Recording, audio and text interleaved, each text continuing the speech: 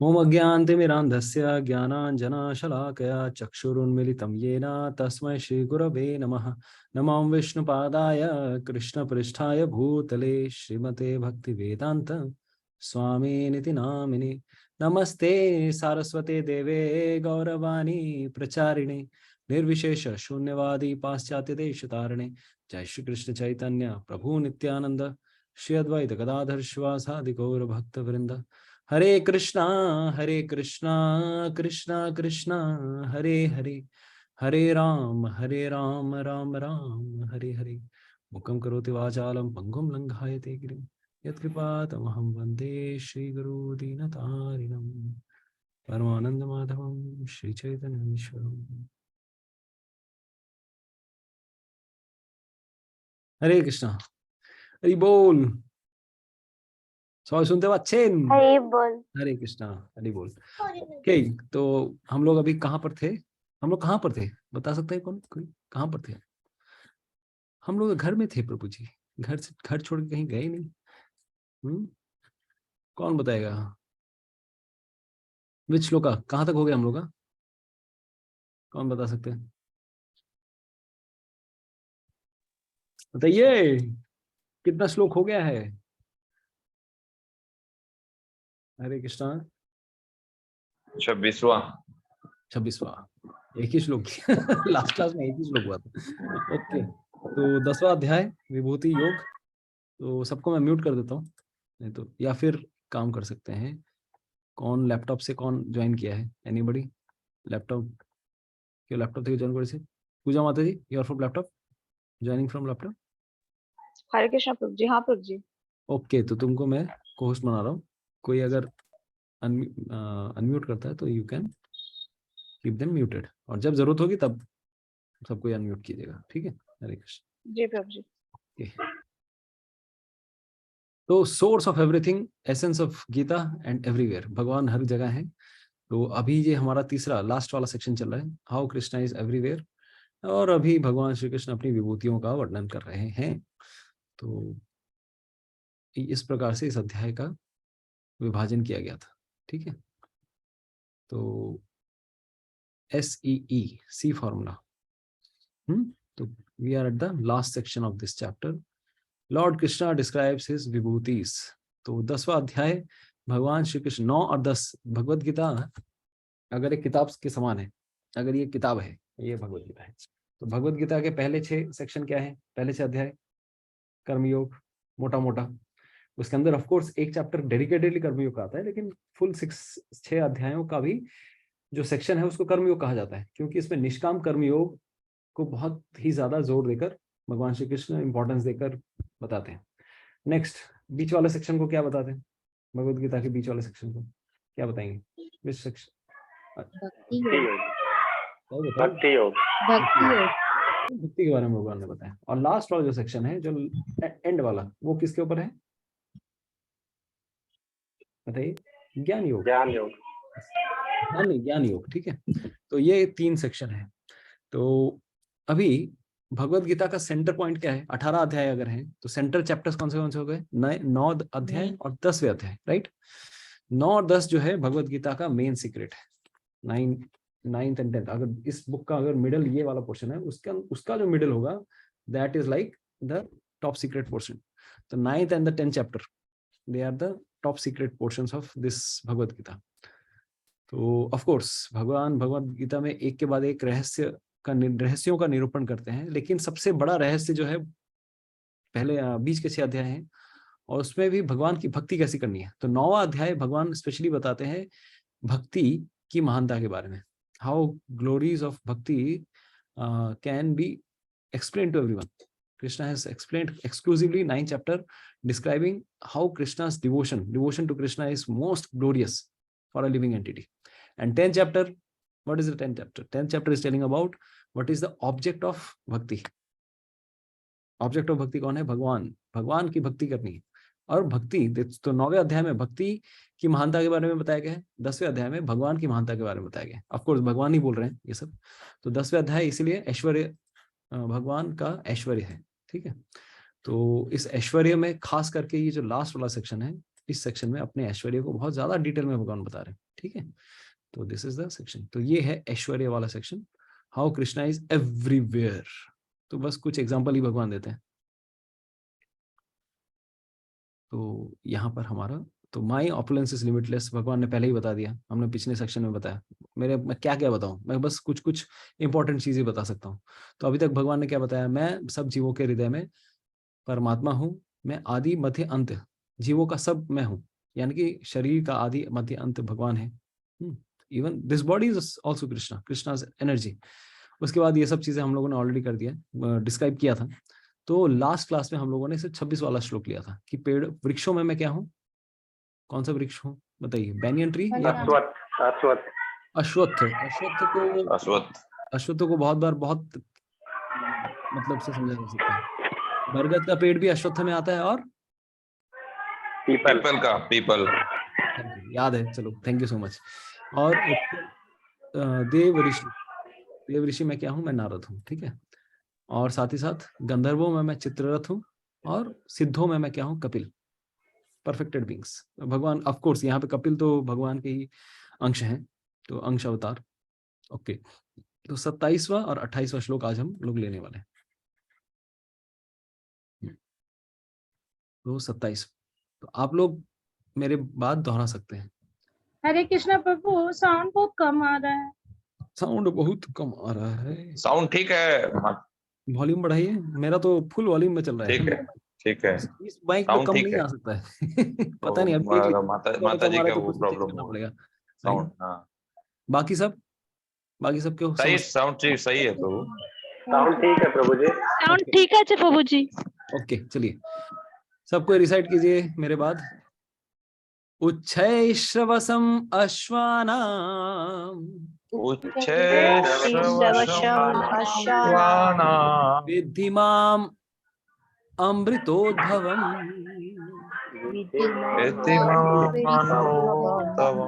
ऐरावतम गजेन्द्राणाम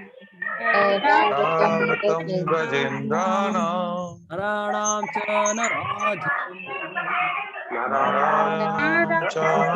नराधिपम्। हरे कृष्ण। तो भगवान क्या क्या बता रहे हैं, मैं क्या हूँ। तो हिंदी वाला लेंगे हम थोड़ा। यस, कौन पढ़ेगा। मैं पढ़ूं प्रभु जी। हाँ पढ़िए प्रभु। घोड़ों में मुझे उच्च श्रवा जानो, माता जी, ओके। जो अमृत के लिए समुद्र मंथन के समय उत्पन्न हुआ था। गजराजों में मैं ऐरावत हूँ तथा मनुष्यों में राजा हूँ। अच्छा, तात्पर्य में पढ़े। हाँ रुकिए, घोड़ों में मैं कौन हूँ, Uchcha Shrava. Okay, among horses I am Uchcha Shrava. क्यों, क्योंकि अमृत के समय, अमृत मंथन के समय मैं उसी से उत्पन्न हुआ था। ओके, दूसरा, गजराजों में मैं कौन हूँ, मैं ऐरावत हूँ। और मनुष्यों में मैं कौन हूँ, राजा हूँ। राजा हूँ। ओके, तो तात्पर्य। हाँ तात्पर्य पढ़िए। एक बार देवों तथा असुरों ने समुद्र मंथन में भाग लिया। इस मंथन से अमृत तथा विष प्राप्त हुए। विष को तो शिव जी ने पी लिया, किंतु अमृत के साथ अनेक जीव उत्पन्न हुए, जिनमें उच्चैश्रवा नामक घोड़ा भी था। इसी अमृत के साथ एक अन्य पशु ऐरावत नामक हाथी भी उत्पन्न हुआ था। चूंकि ये दोनों पशु अमृत के साथ उत्पन्न हुए थे, अतः इनका विशेष महत्व है और ये कृष्ण के प्रतिनिधि हैं। मनुष्यों में राजा कृष्ण का प्रतिनिधि है, क्योंकि कृष्ण ब्रह्मांड के पालक हैं और अपने दैवी गुणों के कारण नियुक्त किए गए राजा भी अपने राज्य के पालन करता होते हैं। महाराज युधिष्ठिर, महाराज परीक्षित तथा भगवान राम जैसे राजा अत्यंत धर्मात्मा थे, जिन्होंने अपनी प्रजा का सदैव कल्याण सोचा। वैदिक साहित्य में राजा को ईश्वर का प्रतिनिधि माना गया है, किंतु इस युग में धर्म के ह्रास होने से राजतंत्र का पतन हुआ और अंततः विनाश हो गया है। किंतु यह समझना चाहिए कि भूतकाल में लोग धर्मात्मा राजाओं के अधीन रहकर अधिक सुखी थे।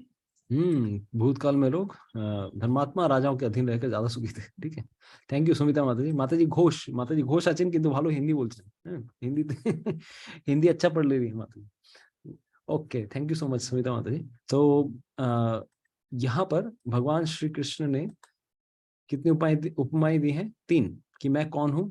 घोड़ों में मैं उच्चैश्रवा हूँ, हाथियों में मैं कौन हूँ, गजराज, गजराज ऐरावत, और पुरुषों में मैं कौन हूँ, मैं राजा हूँ। ठीक है, तो इसके बारे में हम थोड़ी सी चर्चा करेंगे। तो एक्चुअली देखिए, अर्जुन का जो डीलिंग हो रहा था युद्ध भूमि में, किन के साथ डीलिंग हो रहा है, किन के साथ? मोस्टली उनके साथ अस्त्र हैं, शस्त्र हैं, हाथी हैं, घोड़े हैं, सब कुछ है आसपास। तो युद्ध भूमि में ये सब ही दिख रहा है ना। तो भगवान श्री कृष्ण ने भी सोचा, ओके सब कुछ तो मैं बता रहा हूँ, मैं इसमें ये हूँ, मैं इसमें ये हूँ, इसमें ये हूँ, तो मैं साथ में क्या करता हूँ, मैं अपने इस वॉर फील्ड से मैं कुछ एग्जाम्पल दे देता हूँ।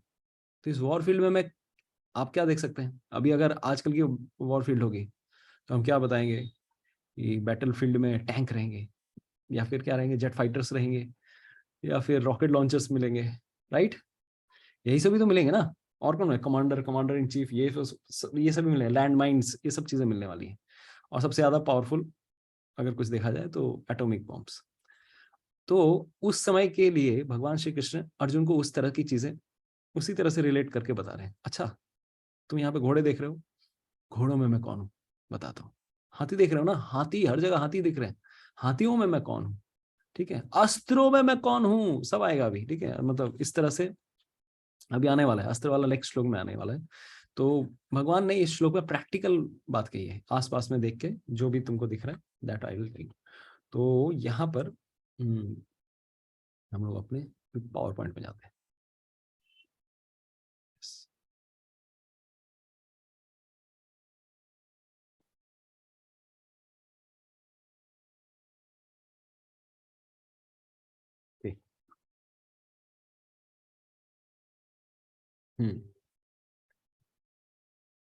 सो समुद्र मंथन, किसको पता है समुद्र मंथन के बारे में? सुना है नाम समुद्र मंथन? नाम तो सुना हो। हाँ, हरे कृष्णा।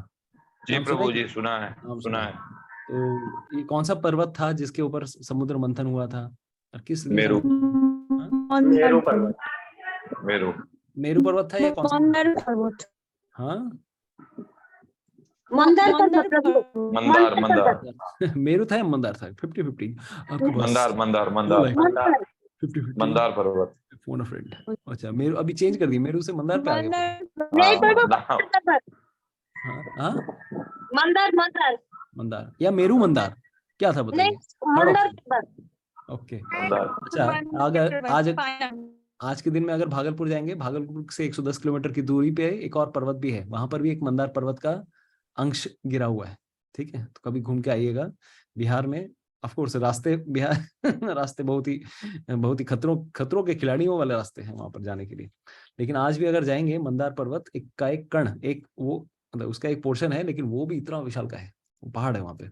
और उसके भी चारों ओर वासुकी नाग की मोटी सी एकदम ऐसे ये पड़ी हुई है, देख के समझ में आएगा कि बहुत बड़ा एक पोर्शन है जो घिसा था उसके ऊपर।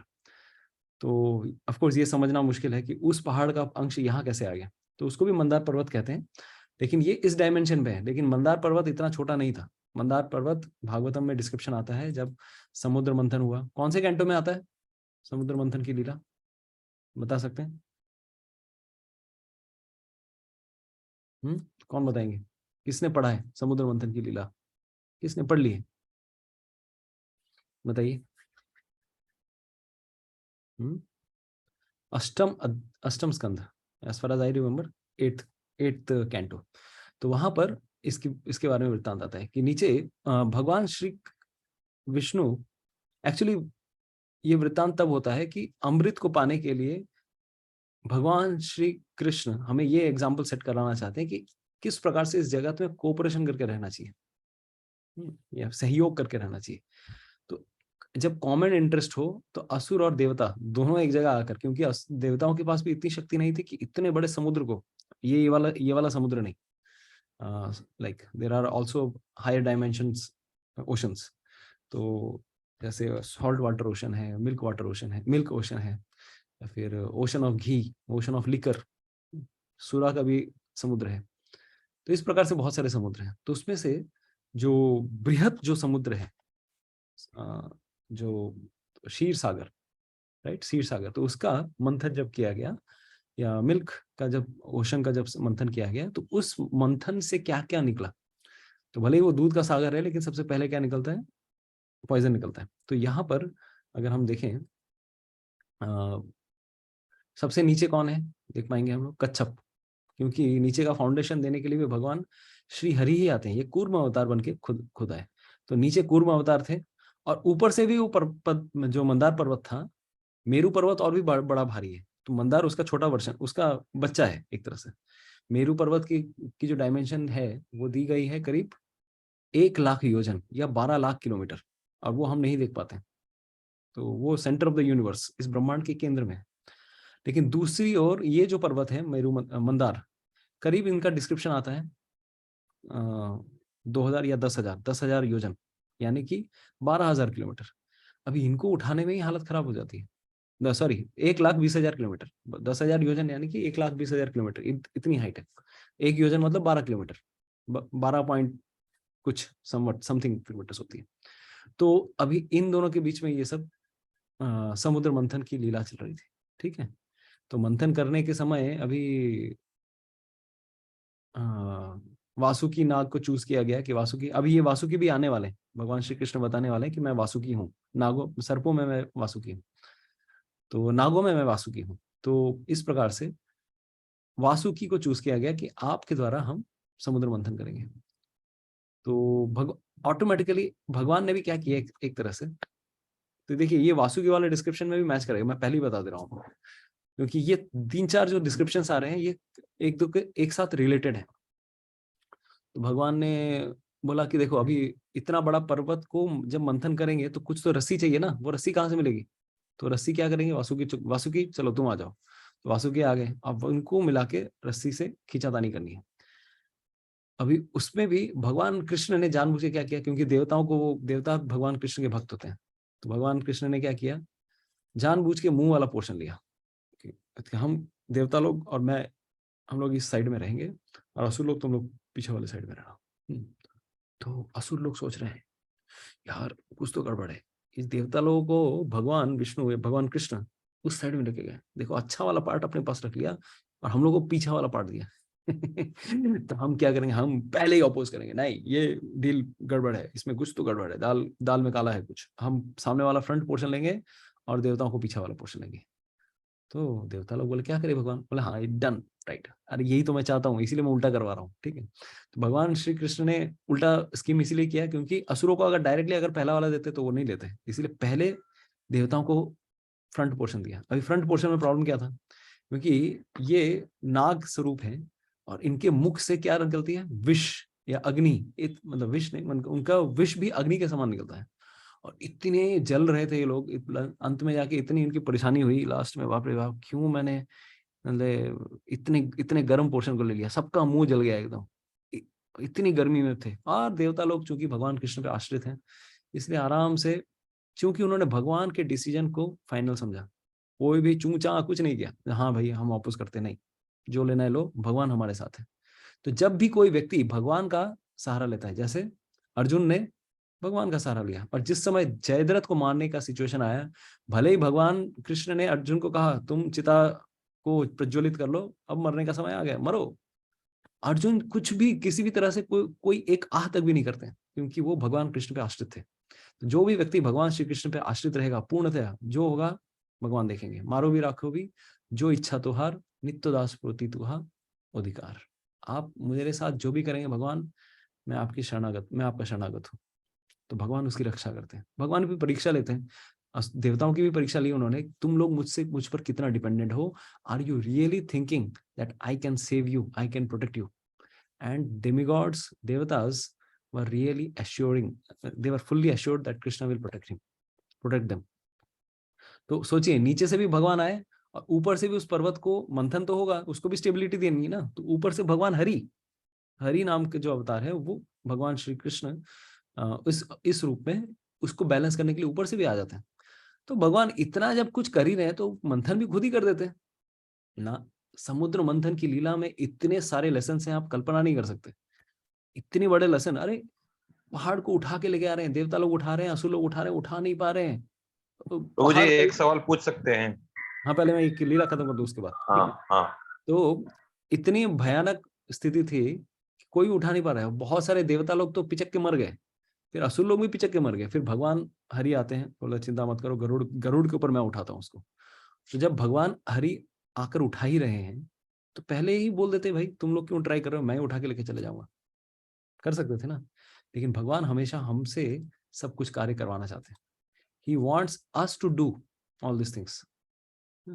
ऐसा नहीं है कि भाई हम बैठे रहे पॉपकॉर्न खा रहे हैं और भगवान सब कुछ कर रहे हैं, नहीं। He wants we should do our endeavour. Endeavour करो, फल मैं देने वाला हूँ। उसमें भी अगर प्रॉब्लम होगा बाद में मैं लूंगा, तुम्हारी बागडोर मैं संभालूंगा, लेकिन पहले ट्राई तो करो। First you have to try, then I will help you. निमित्त मात्रेण भव सव्यसाचिन। अर्जुन को उन्होंने अपना क्या बनाया, अपना निमित्त मात्र बनाया। अरे ये सब मारे गए हैं ऑलरेडी, 11वें अध्याय में ही आने वाला ही। जब विराट रूप भगवान श्री कृष्ण दिखा रहे हैं अर्जुन को, सारे लोग ऑलरेडी मारे जा चुके थे, वो तो देख रहे हैं। विराट रूप में सारे दुर्योधन एंड पार्टी सब कोई भगवान के दांतों के अंदर फंस चुके हैं। दुर्योधन फंस रहा है, दांत उसकी मुंडी भगवान के दांतों के अंदर घुसी हुई है, उसकी सिर्फ धोती दिख रही है और बेचारा छटपट छटपट कर रहा है। तो भगवान ने ऑलरेडी मार दिया उनको, तो अर्जुन को क्यों माध्यम बना रहे हैं? भगवान ने बताया तुम्हें ही माध्यम बनना पड़ेगा। मैं सबको मार चुका हूं, लेकिन I want you to take credit. अगर हम नहीं करेंगे तो भगवान तो पिता है भाई, पिता चाहते हैं कि बच्चा कुछ कार्य करे, बच्चा क्रेडिट लेके जाए। उसी प्रकार से श्रील प्रभुपाद जी भागवतम में बहुत बार ये वृत्तांत देते हैं कि जैसे भगवान श्री रामचंद्र, कल रामनवमी है, तो रामचंद्र चाहते तो स्वयं क्या उस सेतु को वो बांध नहीं सकते थे। समुद्र के ऊपर सेतु बांधना कोई बड़ी चीज नहीं है। अरे उन्होंने एक धनुष की टंकार लगाई, समुद्र सूख गया, तो समुद्र बांधने में क्या, ब्रिज बांधने में क्या दिक्कत है? लेकिन उन्होंने भक्तों को एंगेज किया, मतलब वानरों की सेना को पूर्ण रूप से एंगेज किया, और जितने भी जीवात्माएं हेल्प करना चाहती थी सबको एंगेज किया। तो भगवान चाहते हैं हम सब एंगेज हो, ना कि भगवान सारा काम करते हैं और हम कुल्ले मतलब पॉपकॉर्न खा रहे हैं भाई, हम चने चबा रहे हैं। नहीं, हमारे द्वारा भगवान की सेवा करवाना चाहते हैं। तो सेवा करने में जो आनंद है, सेवा करने के द्वारा जिस प्रकार से भगवान संतुष्ट होते हैं, that is the main thing. और इसी कारणवश भगवान श्री रामचंद्र ने हनुमान जी को क्रेडिट लेने दिया। अरे हनुमान, किसी व्यक्ति को राम जी से भी परेशानी है, बहुत सारे व्यक्तियों को परेशानी है, खास करके आजकल के लिबरल लोग जो हैं, ऐसे लोगों को बहुत परेशानी है रामचंद्र से। लेकिन हनुमान जी को बहुत कम लोगों को ही ऐसे हैं, जो मूर्ख लोग होंगे वही हनुमान जी को कहते होंगे कि भाई हनुमान जी में भी प्रॉब्लम था। हनुमान जी वहां सर्विटर नंबर 1, उनसे बड़ा सेवक आज तक कोई नहीं हुआ। तो भगवान श्री रामचंद्र ने हनुमान जी को क्रेडिट लेने दिया कि भाई तुम सेतु बांधो, तुम्हारा क्रेडिट इस युद्ध में सबसे ज्यादा होगा। उसी प्रकार से प्रभुपाद जी उदाहरण देते हैं भागवतम के प्रथम स्कंद में कि भगवान श्री कृष्ण ने स्वयं क्रेडिट नहीं उठाया, अर्जुन को बोला अर्जुन तुम युद्ध लड़ो, you will take the credit. तो जिस प्रकार से एक पिता बहुत खुश हो जाता है जब उसका बेटा स्टेज पे चढ़ के फर्स्ट प्राइज लेता है। अब पिताजी भले ही कंपनी के सीईओ हो, माइक्रोसॉफ्ट के चेयरमैन हो, कुछ भी हो, बड़े पोस्ट में हो, लेकिन वही पिता या वही माता भले ही अच्छे ओहदे पे होने के बावजूद जब देखते हैं कि मेरी संतान आगे जाकर इतना कुछ कर रही है, तो उससे बड़ी संतुष्टि और किसी को नहीं मिलती। ऐसे माता पिता को अपने अचीवमेंट से ज्यादा अपने संतान के अचीवमेंट में सबसे ज्यादा खुशी मिलती है। उसी प्रकार से भगवान श्री कृष्ण अभी हमसे ही बहुत कुछ करवाना चाहते हैं। सबसे महत्वपूर्ण, भगवान के नाम का प्रचार करवाना चाहते हैं। We should take the credit, not तो Krishna wants that we should take the credit. और ऑफ कोर्स अगर इस बहती गंगा में आप हाथ नहीं धोंगे, कोई और हाथ धो के जाएगा। अगर आप प्रचार नहीं करेंगे, कोई और प्रचार करके जाएगा। भगवान श्री कृष्ण चैतन्य महाप्रभु कि ये जो संकीर्तन आंदोलन है, अगले 10,000 सालों तक ये चलने वाला है। और अगले 10,000 सालों तक जो भी इस आंदोलन में बहकर प्रचार करके चला जाएगा, भगवान उसको क्रेडिट देंगे, और जो नहीं करेगा तो उसमें भगवान का क्या, तो तुम्हारा लॉस है। तो दिस इज द थिंग। तो इसी प्रकार से श्रील प्रभुपाद जी भी कहते हैं, एक बार उनसे पूछा, सब प्रभुपाद जी से उनके शिष्यों ने पूछा, प्रभुपाद अगर भगवान श्री चैतन्य महाप्रभु चाहते तो वही पूरे विश्व को कृष्ण भावना भावित बना सकते थे एक सेकंड में। भक्ति विनोद ठाकुर आए, भक्ति विनोद ठाकुर पूरे विश्व को कृष्ण भावना भावित बना सकते थे। भक्ति सिद्धांत सरस्वती ठाकुर 64 गौड़ी मठ बना कर गए, वो भी कर सकते थे। लेकिन आपने क्यों किया? ये सब आपने पूरे विश्व में हरिनाम का प्रचार किया। तो श्रीला प्रभुपाद नम्रता पूर्वक कहते हैं, because Krishna wanted all of us to do, myself to do, all of you to help. Otherwise, what you would have been doing? आप लोग क्या कर रहे होते, हम लोग क्या कर रहे होते? तो भगवान श्री कृष्ण चाहते हैं कि हम इस भगवान के हरिनाम संकीर्तन में भाग लें, लोगों को भक्त बनाएं। अगर हर व्यक्ति एटलीस्ट 2 व्यक्ति को भी भक्त बनाता है, मैं दो से ज्यादा बना सकते हैं, लेकिन अगर हर व्यक्ति 2 को भी बना सकता है तो 2 को बनाएंगे, फिर आगे वाले 2 को बनाएंगे, फिर 2 वाले 2 को बनाएंगे। तो this is a rule of 2। आप अगर सर्च मारेंगे rule of 2, what is that rule of 2? तो रूल ऑफ 2 मतलब क्या है कि आप अगर मल्टीप्लाई करेंगे तो हर व्यक्ति अगर किसी ना किसी व्यक्ति को भक्त बनाएगा और वो भी आगे इस श्रृंखला को चलाता रहेगा, पूरा विश्व कृष्ण भावना भावित हो सकता है बहुत ही कम समय में। हमारा उद्देश्य यही है, अच्छे से प्रचार कीजिए और भगवान श्री कृष्ण आपको भी क्रेडिट देंगे, ठीक है। Actually Krishna wants that his children to be glorified. Yes Rajesh प्रभु, आपका कुछ प्रश्न था? प्रभु ये मेरा कहना था कि जैसे अमृत मंथन जो हुआ उस समय, ये समुद्र मंथन में तो अमृत पाने के लिए चूंकि देवताओं से बार बार मतलब राक्षसों से हार जा रहे थे, तो उसका मेन रीजन क्या था? क्योंकि भगवान थे और अमृत पाना, चूंकि हम लोग कोई तो भगवान को छोड़ के मतलब देखा जाए अमर तो ऐसा नहीं, तो क्यों, क्या रीजन था अमृत मंथन का? हार जा रहे थे, कब हार जा रहे थे, पहले या बाद में, कब की बात कर रहे हैं आप? नहीं, जैसे युद्ध हो रहा था ना, तो पहले ये देवताओं लोग कब हो रहा था, मंथन के पहले या बाद में? हाँ, मंथन के पहले। हम्म। हाँ, तो देवता दानवों के पास ज्यादा शक्ति था ना, तो समुद्र मंथन करने का रीजन क्या था? समुद्र मंथन करने का रीजन यही था कि देवताओं को और भी ज्यादा शक्तिशाली बनाना। हाँ, वही। अमृत, ऑफ कोर्स अमृत का मतलब ये नहीं कि उनकी मृत्यु कभी नहीं होगी। हम लोगों ने पहले भी सेशंस में बताया, अमृत का मतलब ये है कि उनकी आयु दीर्घ आयु हो जाएगी, वो शक्तिशाली हो जाएंगे। It is like energy drink. और 71 चतुर्युग एक मनवंतर तक उनकी आयु रहती है, मतलब उनकी सत्ता रहती है एक मनवंतर तक रहती है। तो you remain energetic and then continue your rule, ठीक है। तो अमृत का घड़ा लेकर आना है और वो एनर्जी ड्रिंक आगे भी मतलब वो आपके साथ आपको प्रिजर्व रखना है, ना कि असुरों को देना है, क्योंकि ये लोग अगर रखेंगे तो दे आर लाइक टेररिस्ट्स और वो हमेशा कुछ ना कुछ नाक में दम देते करते रहेंगे, ठीक है। तो भगवान कब हुआ था सतयुग? ऐसे भगवान श्री कृष्ण चाहते हैं कि ऐसे जिम्मेदार लोग इस संसार के शासक बने जो सच में भगवान कृष्ण के भक्त हैं, भगवान कृष्ण के मतलब प्रिय लोग हैं। ऐसे लोगों को ही शासन करना चाहिए। और आगे भगवान कृष्ण आज बताएंगे कि मैं क्या हूँ, मैं नरों में राजा हूँ। आज ही वाले श्लोक में है कि मैं नरों में मैं क्या हूँ, मैं राजा हूँ, ठीक है। तो भगवान चाहते हैं कि जो लीडर हो वो कृष्ण भावना भावित हो और वो सबको एग्जाम्पलरी अपना he should be the exemplary person, right. He should make others live in the right spirit. Yes Piyasa माता जी। हरे कृष्ण प्रभु जी। यस माता जी।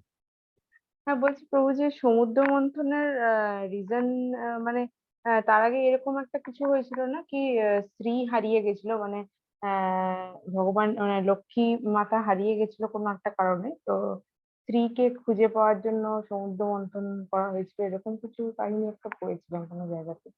एक्चुअली वैसा ये नहीं है, बलि महाराज उस साइड से थे, उस असुरों की तरफ से थे और इस तरफ से देवता लोग थे, इंद्र लोग थे, इंद्र, ठीक है, देवराज इंद्र।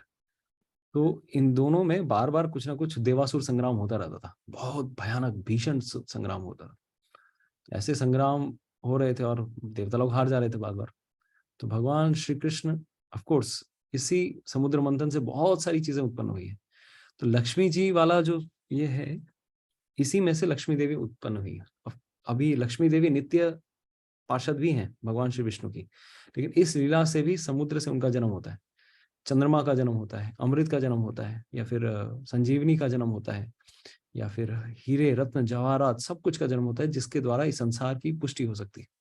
तो बहुत सारी चीजों का जन्म होता है। शास्त्रों में आता है कि क्या क्या चीजें, क्या क्या, पुराणों में बहुत डिटेल में डिस्क्रिप्शन है, भागवतम में भी डिस्क्रिप्शन है, भागवतम में जल्दी डिस्क्रिप्शन है।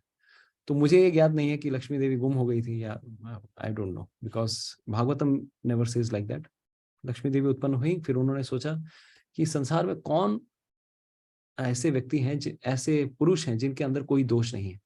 तो सारे उन्होंने देवताओं को देखा, इंद्र, चंद्र, वरुण, फिर शिव जी, ब्रह्मा जी, सबके अंदर कुछ ना कुछ दोष दिखे उन्हें। सिर्फ विष्णु के अंदर उनको दिखा कि इनके अंदर कोई दोष नहीं, he is the most perfect personality.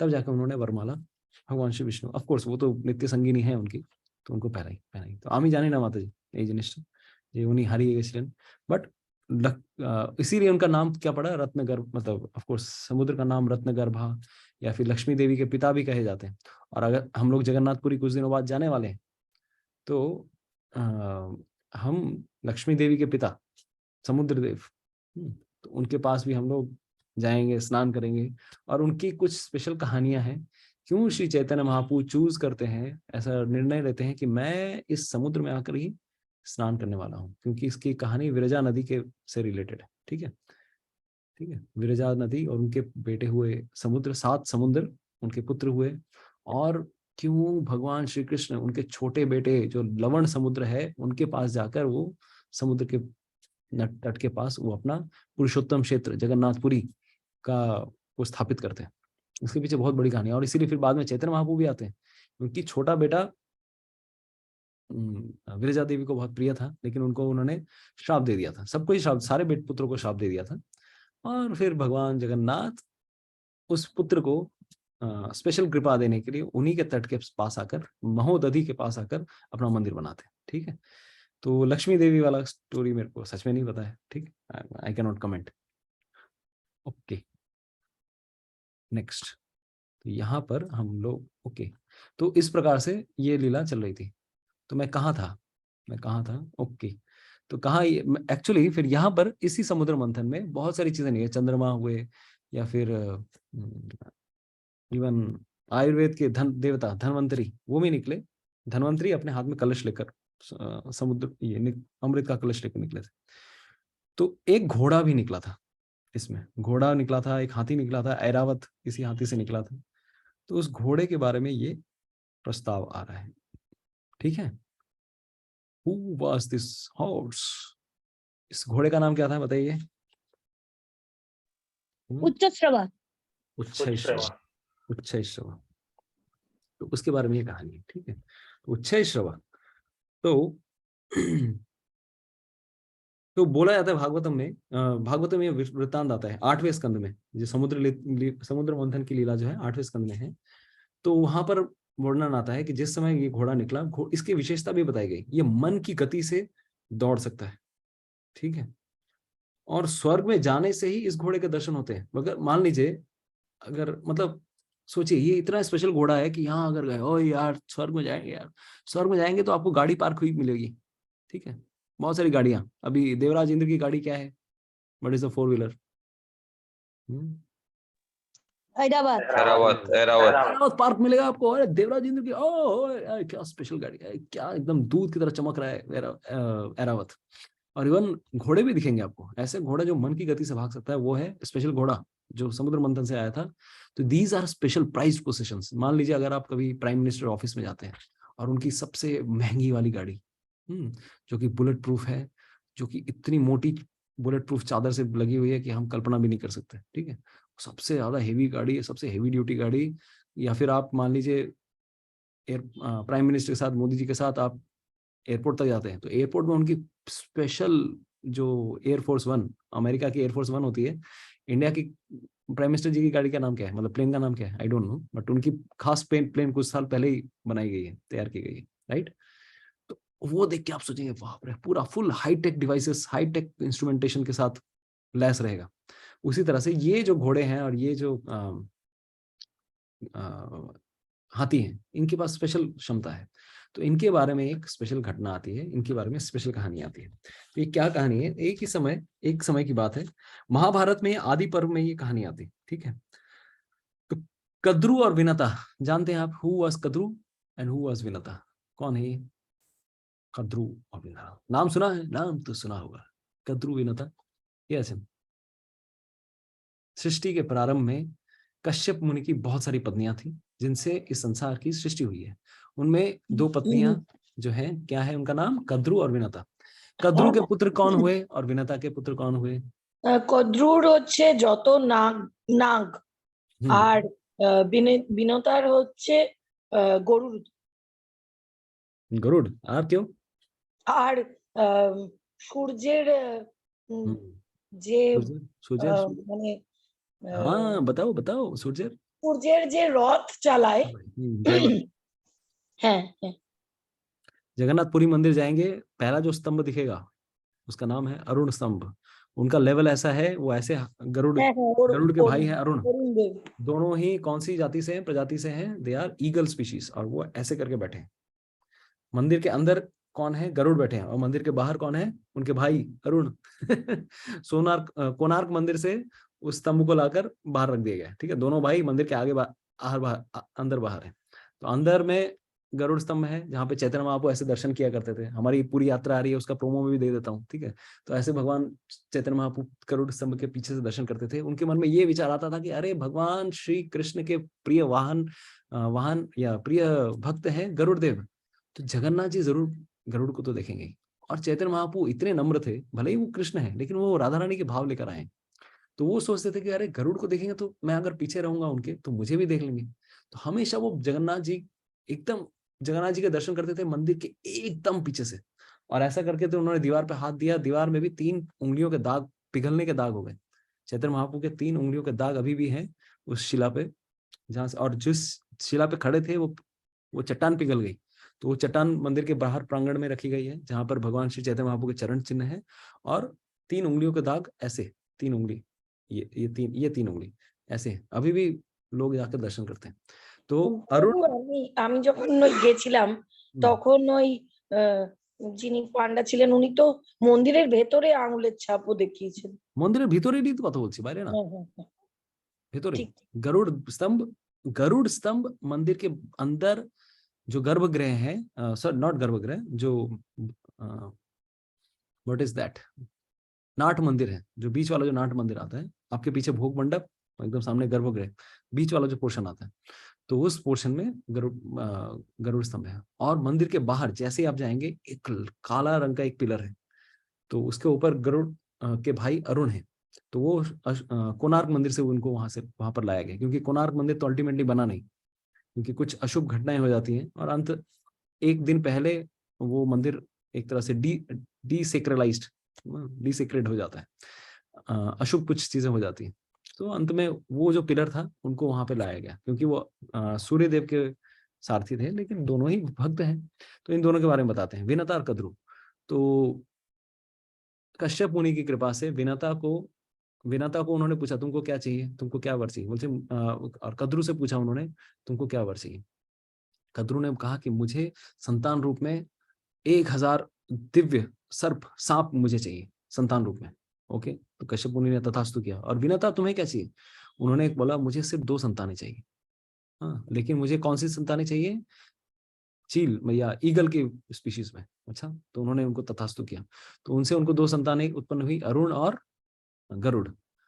तो गरुड़ आगे चल के भगवान श्री विष्णु के वाहन, ऑफ कोर्स ये नित्य उनके पार्षद भी हैं, लेकिन इस संसार में ये लीला एक चल रही है, ये अलग पास्टिंग हो रहा है, ठीक है।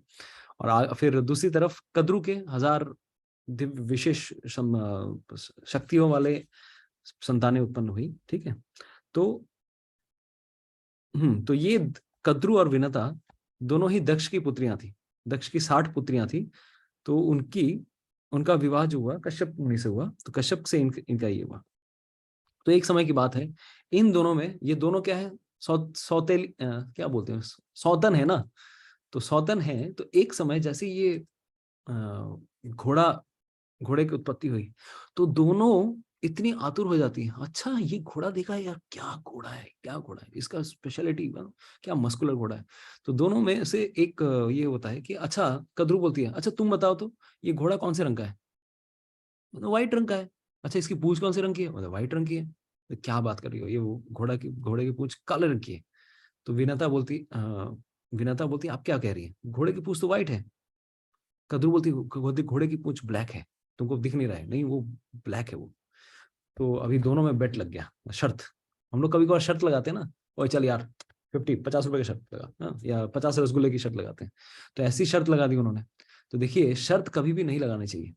शास्त्रों के अनुसार क्या बताया गया है, 4 नियमों में से एक नियम क्या है, जुआ, नो गैम्बलिंग। कभी भी ऐसा कोई कार्य मत कीजिए जो बहुत ही ज्यादा रिस्की हो जाए किसी के लिए, जहां पे आप कोई चीज पे दांव लगा रहे, दांव लगाना बहुत भारी पड़ सकता है। तो अभी दोनों स्त्रियां थी, दोनों बात में, हाँ ठीक है, तो क्या दांव पे लगा रही हो, अच्छा, क्योंकि कद्रू भी कॉन्फिडेंट, कद्रू अपनी तरफ से कॉन्फिडेंट थी कि मैं कुछ झोलमोल कर लूंगी, और विनता तो दिख रहा था ये तो वाइट है इनकी पूछ। तो बोला कि देखो, कद्रू कहने लगी, अगर मेरी बात झूठ हुई तो मैं तुम्हारी दासी बन जाऊंगी आजीवन, और अगर तुम्हारी बात झूठ हुई तो तुम मेरी दासी बन जाओगी आजीवन के लिए। तो ये दोनों फन, मतलब ऐसी फन में बात हो रही थी, मतलब मजे मजे मजे में बात हो रही थी। तो बोलते ठीक है, कल देखते हैं, कल देखा जाएगा। तो जस्ट नेक्स्ट दिन जैसे ही कद्रू और विनता घोड़े को देखने जाती हैं, तब बड़ी अचंभित हो जाती हैं। अरे इस হ্যাঁ घोड़े की, প্রভু লেজটা কালো। हाँ, घोड़े की पूंछ काली कैसे हो गई? आई, हाउ कैन হ্যাঁ दिस हैपन? ये घोड़ा भी स्पेशल था, ये उड़ने वाला घोड़ा था, उड़ सकता था, मन की गति से उड़ सकता है, ठीक है, इसलिए इट हैज विंग्स। तो काला कैसे हो गया? और कुछ समझ में नहीं आया। अभी सोचिए, शर्त ये लगी थी कि इनको इन दूसरे पार्टी को क्या बनना पड़ेगा? दासी बनना पड़ेगा। ये दासी, दासी। एक्चुअली हुआ ये था कि कद्रू ने फाउल किया। फाउल क्या था इसमें, मतलब उसने छल किया। নিজের ছেলেদের লেজটা জড়িয়ে নাক যেহেতু কালো তাই লেজটা জড়িয়ে ধরেছিল উচ্চশ্রবা, তাই লেজটা কালো দেখতে सारे नागों को बोला, तुम जाके क्या करो, उसकी पूंछ पे लिपट जाओ, और ऐसा दिखना चाहिए कि उसकी लेज ही है, वो लेज काली है, मतलब दुम काली है।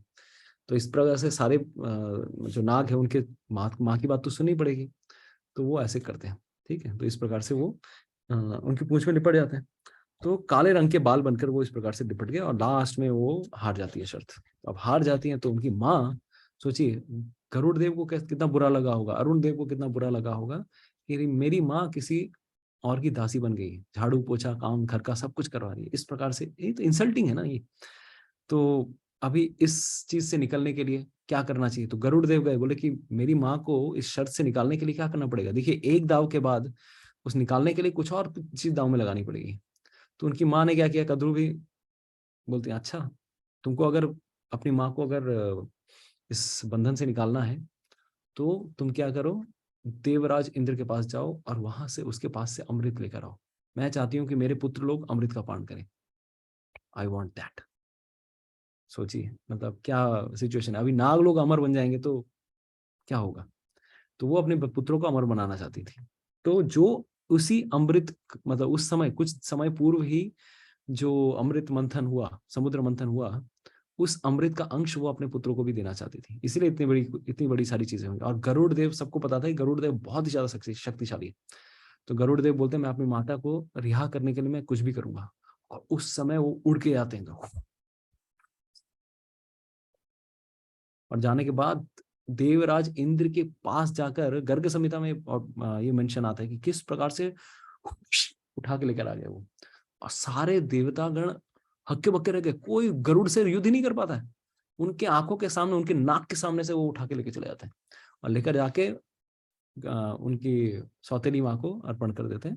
और फिर सांप लोग भी उस अमृत का पान करते हैं। और इसीलिए देखते हैं कि हम लोग जो बिल्व स्वर्ग है वहां पर भी कुछ नाग लोग रहते हैं, वासुकी नाग, या फिर बहुत सारे नाग हैं, तक्षक, ये लोग, इनके पास देवी शक्ति है। क्यों? क्योंकि उन्होंने भी अमृत का पान किया है, ठीक है।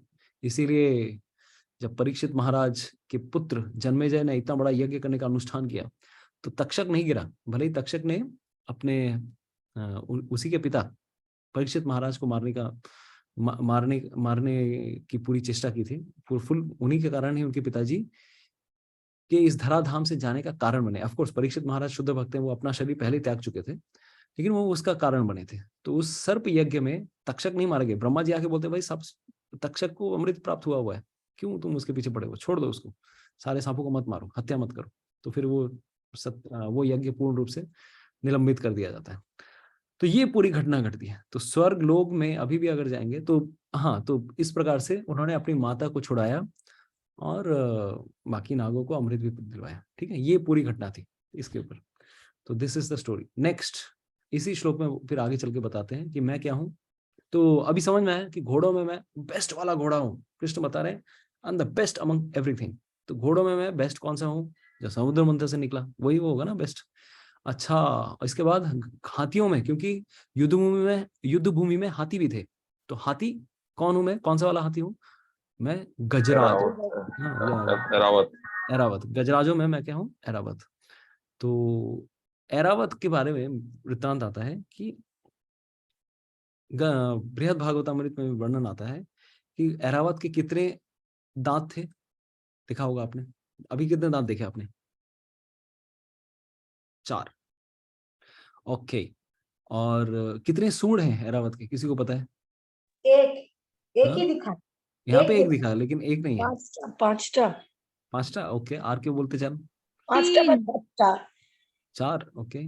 तीन तीन 3। ओके। तो अभी पहले पहले अगर श्री कृष्णा सीरियल देखा, পাঁচের মধ্যে कृष्णा বলছি सीरियल देखा होगा तो 3-4 सूंड दिखा होगा, है ना। तो बृहद भागवतामृत कहता है कि ऐरावत के 7 सूंड है, 7। ठीक है, 7 ग्रेट ट्रंक्स। तो इस प्रकार से 7 सूंडें और 4 दांत है। ये स्पेशल हाथी है, एकदम मिल्की व्हाइट, ऐसा इतना सुंदर है देखने में। और सोचिए, अभी देवराज इंद्र, देवताओं के राजा इंद्र का जो पर्सनल वाहन है, वो कोई साधारण वाहन थोड़ी ना रहेगा।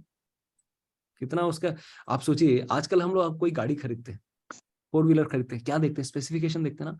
तो इसमें इंफोटेनमेंट नहीं है, इसमें ब्लूटूथ नहीं है, इसमें हैंड्स फ्री नहीं है, इसमें डोल्बी डिजिटल नहीं है। अरे यार, ऐसा गाड़ी नहीं चाहिए मुझे। हाँ, या फिर उसमें क्या हाईटेक फीचर्स हैं, इसमें ऑटोमेटिक गियर चेंज होता है कि नहीं, या फिर ये क्या बताइए, ATM होते, बहुत सारे मशीन्स हैं। ठीक है, बहुत सारी गाड़ी आती है आजकल, राइट, हाई प्रोफाइल, एकदम गियरलेस, बहुत सारी चीजें हैं। तो हम लोग क्या सोचते हैं, हम लोग हमेशा अपग्रेड, अगर पैसा है तो अपग्रेडेड वाला ही लेंगे ना, फरारी लेंगे, BMW लेंगे, नॉर्मल गाड़ी थोड़ी ना लेंगे। अभी देवराज इंद्र की जो व्हीकल होगा, जो उन्होंने चूज किया, समुद्र मंथन से एक एक चीज निकल रहा था, और एक एक चीज देवता लोग ले रहे थे, एक एक चीज असुर लोग ले रहे थे। तो देवताओं की पार्टी में उच्छेश्रवा भी आया और गजेंद्र भी आया। तो गजेंद्र, ये मतलब गजराज, ये तो इसको किसने चूज किया? देवराज इंद्र ने। तो मेरे को अभी भी याद है, बचपन में मैं, मतलब मेरे फादर रडार में थे, तो मैं देखता था कि ऊपर से बड़े बड़े प्लेन जाते थे। तो इतने ह्यूज साइज IL-76 जो रशिया से लिया जाता था, आई थिंक IL-76 ही होगा वो, बड़े बड़े एकदम भारवाही जो प्लेन्स होते हैं इंडियन एयरफोर्स के या इंडियन आर्मी के, जिसमें टैंक भी घुस जाएंगे, तो उसका नाम दिया जाता था गजराज। ठीक है, क्योंकि इतना हेवी ड्यूटी होता है वो। तो वो शायद स्पीड उतना नहीं होगा, लेकिन हेवी ड्यूटी होगा वो। ठीक है, इसीलिए नाम था, इंडियन नाम उन प्लेन का दिया जाता था गजराज। तो इसका भी हेवी ड्यूटी है कि नहीं? तो हेवी ड्यूटी है, इसीलिए भगवान श्री कृष्ण क्या कह रहे हैं कि मैं इनमें क्या हूं, who I am among elephants, I am this. और इसी बाद में देखिए, भगवान श्री कृष्ण की जब परीक्षा कर लेने की कोशिश की, भगवान श्री कृष्ण वृंदावन वासियों को मारने की जब कोशिश की देवराज इंद्र ने, तो अंत में जब वो पूर्ण रूप से लज्जित हो जाते हैं, भगवान श्री कृष्ण उनको पूर्ण रूप से ठंडा कर देते हैं। तो बाद में इसी गजराज या ऐरावत के सूंडों के द्वारा भगवान श्री कृष्ण का अभिषेक भी करते हैं। ठीक है, वो अब अभिषेक करते हैं। तो किस जल से अभिषेक करते हैं? आकाश गंगा। आकाश गंगा मतलब क्या? गंगा जो कि देवलोक में बहती है, उस गंगा के जल से वो अभिषेक करते हैं भगवान श्री कृष्ण का। और इसी अभिषेक के जल से एक कुंड का निर्माण हुआ था वृंदावन में। किसको याद है? हम लोग लास्ट ईयर वृंदावन यात्रा में गए थे, किसको याद है? व्हाट इज दैट कुंड जो कि इंद्र ने भगवान का जब अभिषेक किया था, उसके जल से निर्माण हुआ? कोई बता सकते हैं?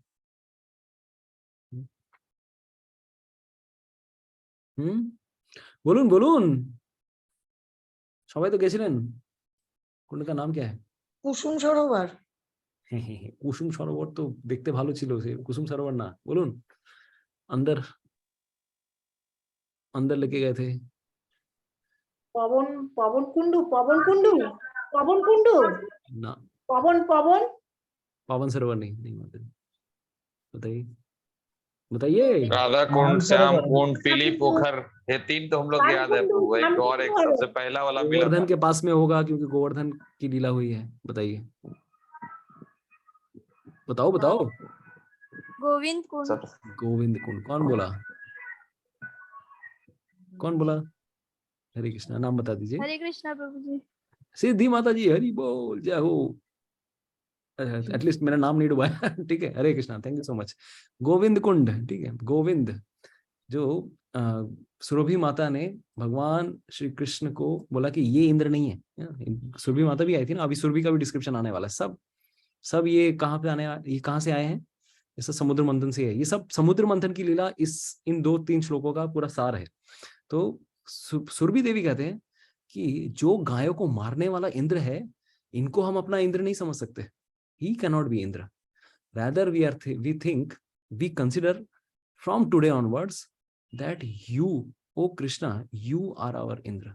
हम आपको इंद्र समझते हैं, इसलिए आज से आपका नाम हम क्या देते हैं? गोविंद।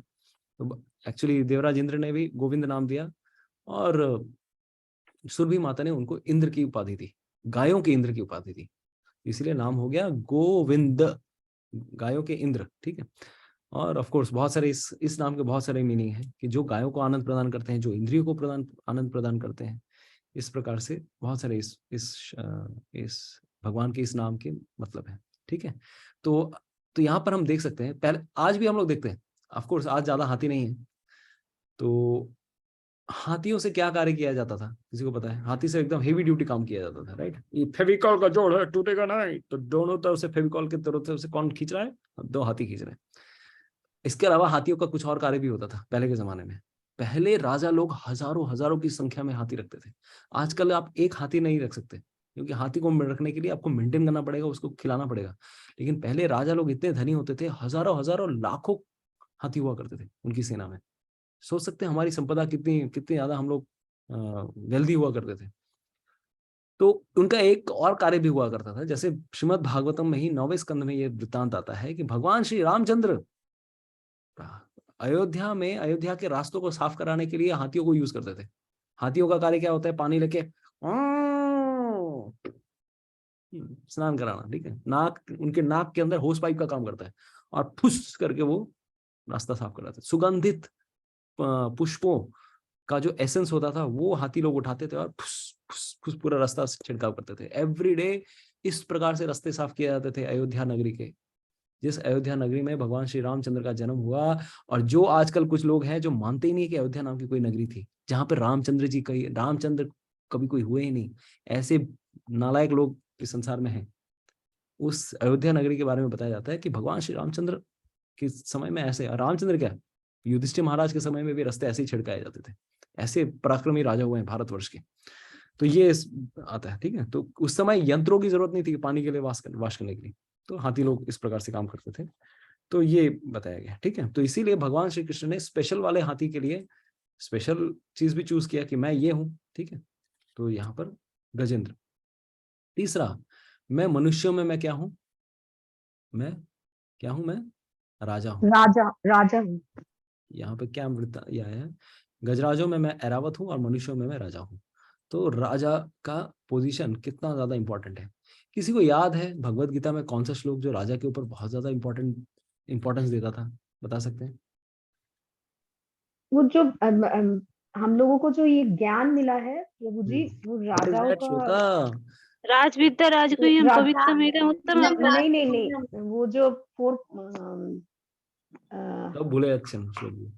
एवं परंपरा प्राप्तम इमं रजस्यो विदुषकालन यमता योगो भक्ता नष्ट परंतप स एवायं मयात्यद्य योगः प्रोक्तः पुरातन भक्तोऽसि मे सखा चेति रहस्यं ह्येतदुत्तमम्। तो इस प्रकार से बहुत सारे श्लोक हैं इसी रिलेशन में राजाओं के ऊपर, राइट? तो 4th chapter of Bhagavad Gita, अभी आपको याद आएगा। हाँ प्रभु जी, 4th चैप्टर से था ये श्लोक, कि राजाओं के ऊपर भगवान श्री कृष्ण ने इतना इंपॉर्टेंस दिया था। The saintly Kings understood this अव्यय, ये जो ज्ञान था अव्यय ज्ञान था, ये इस प्रकार से चला आ रहा था, लेकिन आज ये टूट गया है। तो राज ऋषि का मतलब क्या है? राजा भी है और ऋषि भी है। He is a combination of spiritual power and inner seer. अंदर से ऋषि है, बाहर से वो राजा है, बाहर से शक्तिशाली है, अंदर से भी शक्तिशाली है।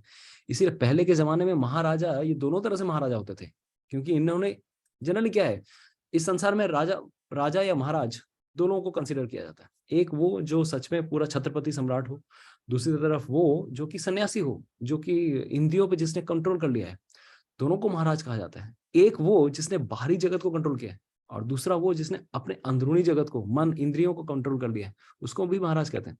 तो इसीलिए देखिएगा सब सन्यासी लोगों को बोलते हैं महाराज कैसे हैं, तो वो भी महाराज है। क्यों? क्योंकि उन्होंने अंदरूनी जगत को अपने वश में किया है। लेकिन ये जो पहले के समय में जो राजा हुआ करते थे, आजकल के समय की बात नहीं कर रहा हूँ, ना कि पिछले 1000 साल वाले राजा लोग, क्योंकि कपटी राजा हुए हैं, क्योंकि कलयुग में कपट बढ़ने लगा, राजा लोग गड़बड़ होने लगे, इसीलिए डेमोक्रेसी आ गई। और डेमोक्रेसी तो और भी ज्यादा बदतर है। पहले के समय में ऑटोक्रेसी थी, राजा भी क्वालिफाइड होते थे। क्यों? क्योंकि उनको राज परंपरा में वो ज्ञान मिलता था। भगवत गीता का ज्ञान पाकर वो राज शासन करते थे, शास्त्रों का ज्ञान पाकर वो शासन करते थे। इसीलिए वो लोग अंदर से ऋषि थे, बाहर से वो राजा थे। इसीलिए ऐसे पावरफुल राजा हुए, पॉलिटिकली पावर और साथ ही साथ अंदर ऋषि भी।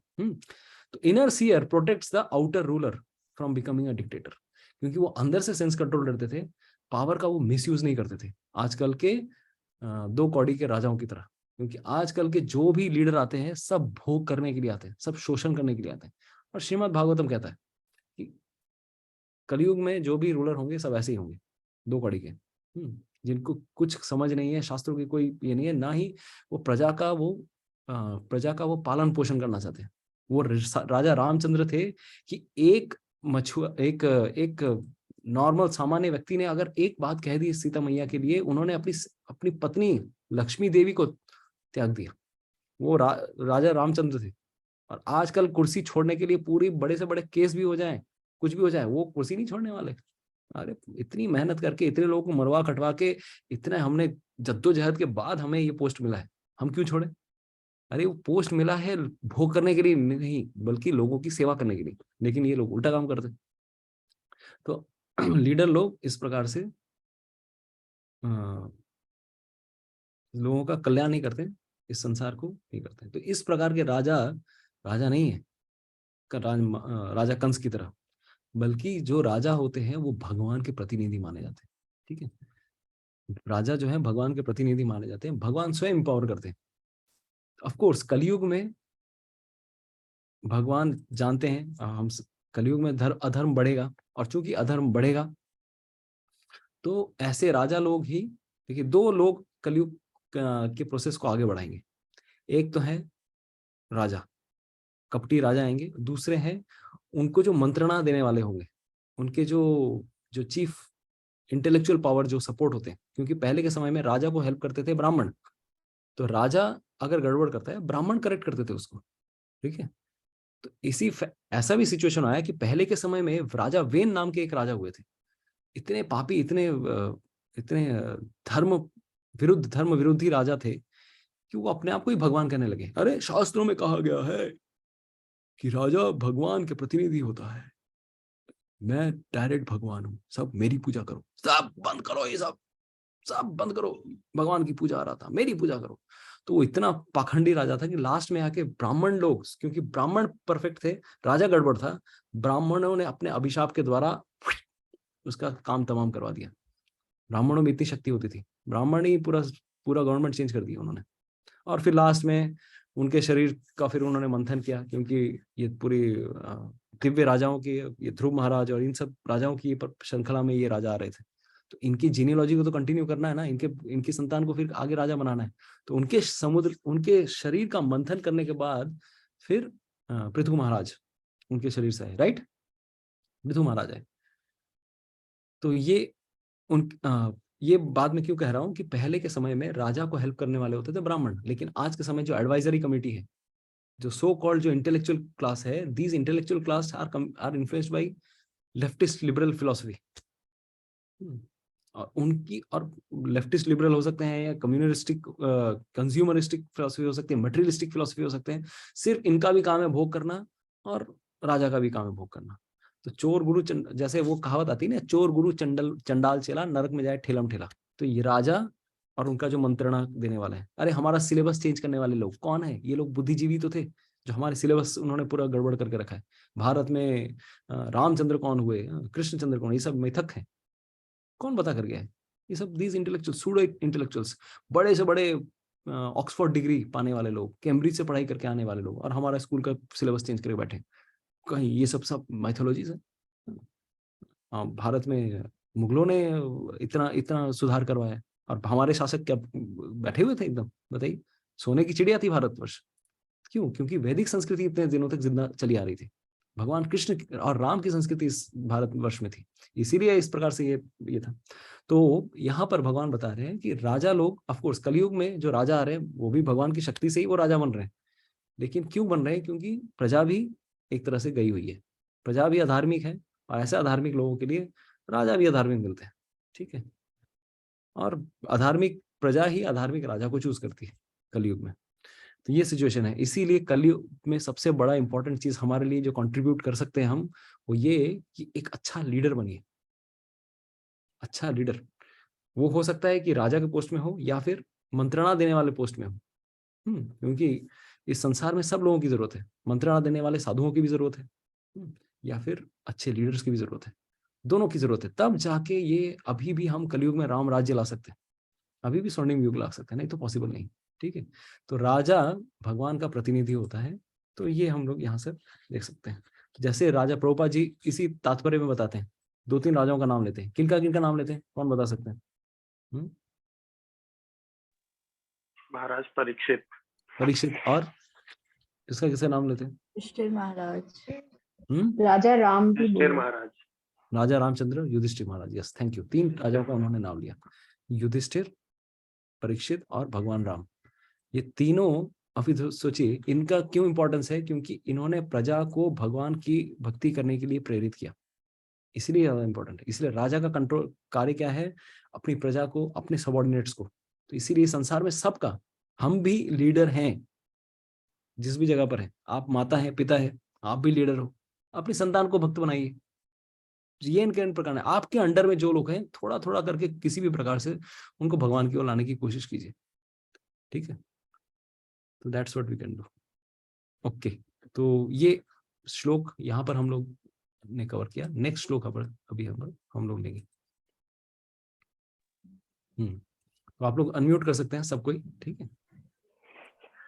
आयुधानाम अहम वज्रम,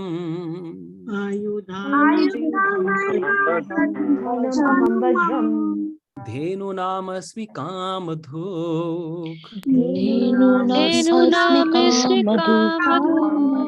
प्रजनश्चास्मि कंदर्पा,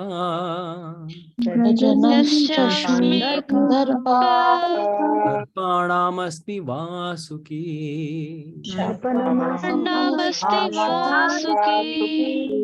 पढ़ेंगे कोई?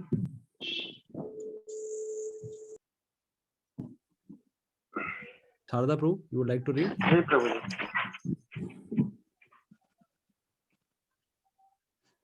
मैं हथियारों में वज्र हूँ, गायों में सुरभि, संतति उत्पत्ति के कारणों में प्रेम का देवता कामदेव तथा सर्पों में वासुकी हूँ। पढ़िए, तात्पर्य पढ़िए। यस, बोलिए। वज्र सचमुच अत्यंत बलशाली हथियार है और यह कृष्ण की शक्ति का प्रतीक है। वैकुंठ लोक में स्थित कृष्ण लोक की गायें किसी भी समय दूही जा सकती हैं और उनसे जो जितना चाहे उतना दूध प्राप्त कर सकता है। निसंदेह इस जगत में ऐसी गायें नहीं मिलती, किंतु कृष्ण लोक में इनके होने का उल्लेख है। भगवान ऐसी अनेक गायें रखते हैं जिन्हें सुरभि कहा जाता है। कहा जाता है कि भगवान ऐसी गायों के चराने में व्यस्त रहते हैं। कंदर्प काम वासना है जिससे अच्छे पुत्र उत्पन्न होते हैं।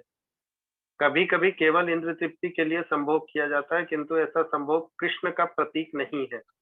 अच्छी संतान की उत्पत्ति के लिए किया गया संभोग कंदर्प कहलाता है और वह कृष्ण का प्रतिनिधि होता है। हरे कृष्ण प्रभु ji. Hare Krishna. Thank you so much Sharada प्रभु जी। तो मैं हथियारों में मैं क्या हूँ? वज्र हूँ, ठीक है। तो इस श्लोक में 4 चीजें आई हैं। क्या क्या? ओके, इस श्लोक में कितनी चीजें आई हैं? 3 आई हैं, राइट? 4 है, वासुकी भी है, तो वासुकी को भी हम, तो टोटल 4 थिंग्स आर देयर, तो उनके बारे में हम चर्चा करेंगे। वेपन्स में मैं क्या हूँ? थंडरबोल्ट। काउज में सुरभि या कामधेनु। और कॉजेस ऑफ प्रोक्रिएशन, इस संसार की संतति या उत्पत्ति के लिए ये क्या हूँ? कंदर्प हूँ। और सर्पों में मैं क्या हूँ? वासुकी, ठीक है। तो इनके बारे में डिस्क्रिप्शन आएगा। तो वृत्रासुर के बारे में कौन जानते हैं? Who knows about Vritrasura? देखिए, अभी वृत्तांत क्या चल रहा है? हथियार से शुरू हुआ ना, क्योंकि हमने क्या बताया? भगवान श्री कृष्ण रिलेट कर रहे हैं, तेरे आसपास क्या है देख, घोड़ा है, हाथी है, अस्त्र है, शस्त्र है। तो अस्त्र शस्त्र से रिलेटेड अभी डिस्कशन आया। घोड़ा हाथी हो गए, अस्त्र क्या है, राजा भी है, आसपास राजा भी है, तो राजा भी भगवान ने बता दिया।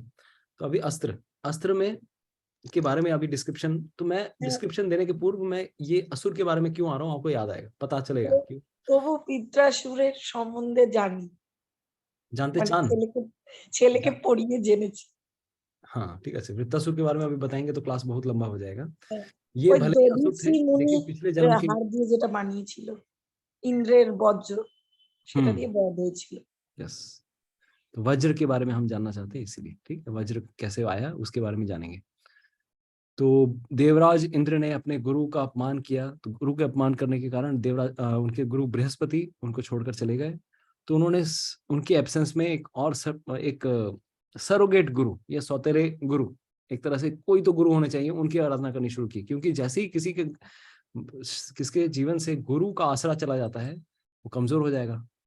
तो असुरों को पता चला, अरे बृहस्पति छोड़ के चले गए, इसको अटैक, आक्रमण कर दिया। तो जैसे आक्रमण किया, देवराज इंद्र के पास जो भी था सब चला गया। तो अब क्या करूं। ब्रह्मा जी बोले तुमने अपने गुरु का अपमान क्यों किया, पहले तो बहुत डांटा फटकारा, तो अब ऑप्शन क्या है बताइए। ब्रह्मा जी बोले ठीक है, तुम्हारे गुरु दिख भी नहीं रहे, कहाँ चले गए पता नहीं, अभी एक काम करो, किसी और व्यक्ति को गुरु बनाओ और उनकी सेवा करो, उनकी आराधना करो, उनकी पूजा करो। लेकिन मैं एक चीज बता देता हूँ, जिनकी पूजा करोगे यानी कि विश्वरूप, तो वो त्वष्टा के पुत्र हैं। और चूंकि उनके माता और पिता, उनकी माता की तरफ से उनका असुरों की तरफ से योगदान रहा है, असुरों की लीनियज से आ रहे हैं, और पिता देवताओं की तरफ से आ रहे हैं, तो उनका झुकाव दोनों तरफ है। तो कभी कभार वो असुरों का भी साइड लेंगे, उतना टॉलरेट कर लेना, ठीक है। हाँ, इंद्र बोलते हैं जो होगा, अभी तो गुरु ही नहीं है, अभी गुरु मिल जाए बस हो जाएगा, सब कुछ भी कर लेंगे, हम स्वीकार कर लेंगे। देवराज इंद्र मान जाते हैं, लेकिन उसी गलती के कारण वो बड़ा गलती करते हैं। क्या गलती करते हैं, अंत में जाके विश्वरूप की शक्ति से, विश्वरूप चूंकि उन्होंने एक गुरु की सेवा करना पुनः शुरू कर दिया, उसकी शक्ति से फिर से वो अपने शक्ति बढ़ाने लगे और देवताओं के राजा बन गए, स्वर्ग के राजा बन गए। असुरों को धक्के मार के निकाल दिया उन्होंने। लेकिन एक दिन वो देखते हैं कि उनके जो गुरु हैं, जो ये वाले नए वाले जो गुरु आए हैं, तो वो बीच बीच में आहुति में, बीच बीच में देवताओं को तो आहुति दे रहे हैं, लेकिन थोड़ा सा आहुति चुपके असुरों के लिए भी दे देते हैं।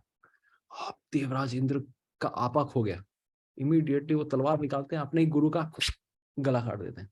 तो विश्वरूप के 3 सर थे, 3 हेडेड, और ये ब्राह्मण भी थे, क्योंकि त्वष्टा नाम के ब्राह्मण, उनसे उनका जन्म हुआ था।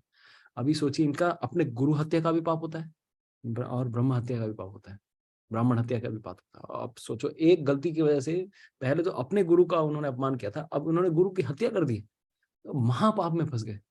और त्वष्टा जो उनके पिता थे, इतने आग बबूला हो जाते हैं कि मेरे पुत्र का तुमने इस प्रकार से स्कैंडलस वे में तुमने मर्डर कर दिया है, मैं छोड़ूंगा नहीं। तो उन्होंने ऐसा एक यज्ञ किया, उनके पिताजी ने, मतलब विश्वरूप के पिताजी ने, जो सेकंड गुरु हुए थे उनके पिताजी त्वष्टा ने। तो यहाँ पे यज्ञ कर रहे हैं, आप लोग देख रहे हैं, ताकि इस यज्ञ से एक ऐसा असुर उत्पन्न हो जो कि देवराज इंद्र का वध करे। तो ऑफ कोर्स ये कर्मकांडी यज्ञ था और मंत्र के उच्चारण में थोड़ा गड़बड़ हो गया। तो मां इंद्राय स्वाहा, इस तरह से कुछ ये था, इंद्रहा, तो उल्टा हो गया, वो इंद्रहा की जगह बोलते इंद्राह या ऐसा कुछ हो गया। मतलब मीटर का इंटोनेशन में गड़बड़ी हो गई। तो उनका मतलब ये था, जो उनका अभिप्राय था कि मैं ऐसे पुत्र की उत्पत्ति करना चाहता हूं जो इंद्र का विनाश करे। लेकिन चूंकि उन्होंने इंद्राह कर दिया, इंद्रहा नहीं करके इंद्राह, मतलब उसका मतलब उल्टा हो गया कि मैं ऐसे पुत्र की उत्पत्ति करना चाहता हूं जो कि इंद्र के द्वारा मारा जाए। लो यार, कर लो बात। तो कर्मकांडीय यज्ञ में ऐसे ही होता है। अभी हम लोग जब कृष्ण का नाम जप करते हैं तो कोई होले कृष्णो या कृष्णो करता है, तो कोई कृष्ण करता है, कोई कृष्ण। गुजरात में जाएंगे तो कृष्ण, हरे कृष्ण ऐसे करेंगे। और चाइनीज लोग तो र है ही नहीं, कृष्णा र है ही नहीं उनके डिक्शनरी में, ठीक है। तो ऐसे लोग भी कृष्ण का नाम लेते हैं। तो अब सोचिए, फिर तो उल्टा इफेक्ट पड़ जाएगा।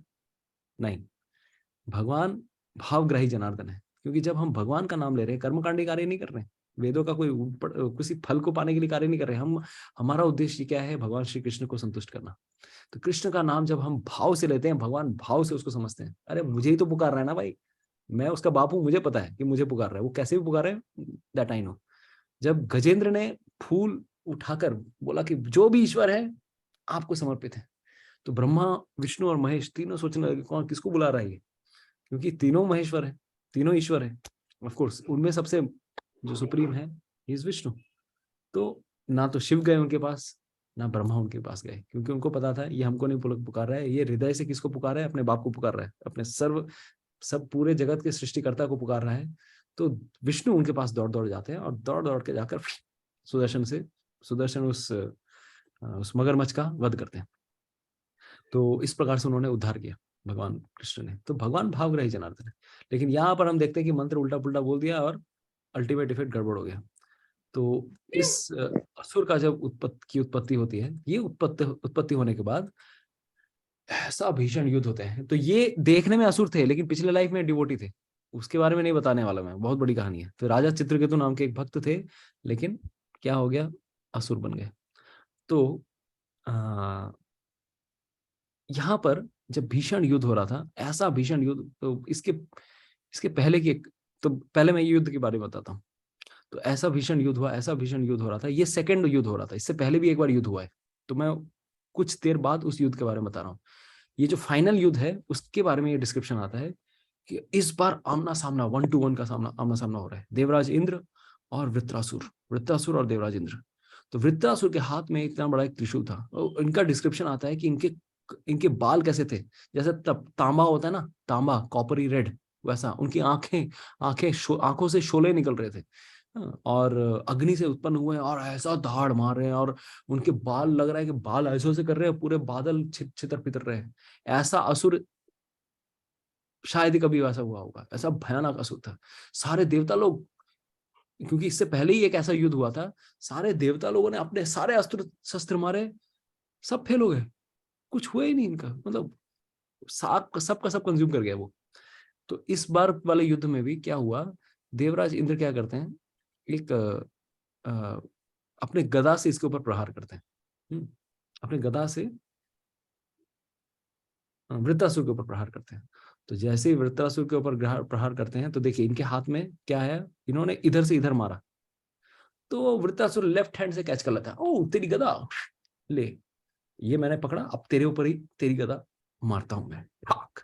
तो जैसे ही मारते हैं वो ऐसा फुल स्विंग स्पीड में आता है, गिरता है और गिरता है, थूम ऐसे गिरता है कि देवराज इंद्र नीचे चारों खाने चित्त होकर गिरते हैं। गजेंद्र मुंह से उल्टी करने लगता है, खून की उल्टियां करने लगता है, गजेंद्र को भी चोट लगती है और कई गज कुछ कदम गजेंद्र पीछे गजराज सॉरी नॉट गजेंद्र, गजराज ऐरावत पीछे चला जाता है। तो ये देखकर देवराज इंद्र मायूस हो जाते हैं कि अरे भाई, मैं जिस अस्त्र से मारने, मेरी सबसे ज्यादा पावरफुल अस्त्र क्या है मेरे पास, मेरी गदा थी, और ये तो मेरे को ही उसी से मार दिया, मतलब मैं इसको मार ही नहीं सकता। वो इतने हताश हो जाते हैं। लेकिन उस समय वृत्रासुर उनको ढाढ़स बढ़ाते हैं, अरे तुम वो निकालो तुम्हारे पॉकेट में जो ब्रह्मास्त्र दिया है, अरे विष्णु ने तुमको बोला है कि उससे मेरा वध करो, अरे उठाओ उसको। तो देवराज इंद्र माथा लटका के बैठे थे, अरे उठाओ उसको, अरे उठाओ, अरे कहाँ चले गया, अरे कहाँ गया वो, तुम वही इंद्र हो, अरे जिसने अपने गुरु का वध किया। अरे उस गुरु ने तुम्हारा क्या बिगाड़ा था, उस गुरु के सर को ही तुमने कलम कर दिया। अरे तुम वो इंद्र हो जिनसे इतने ऐसे ऐसे कार्य किए हैं कि शास्त्रों की सम्मति नहीं है, अरे तुम, धिक्कार है तुम पे, मेरा धिक्कार है। इस प्रकार से लानत देने लगते हैं, बहुत बड़े डायलॉग्स चल रहे होते हैं।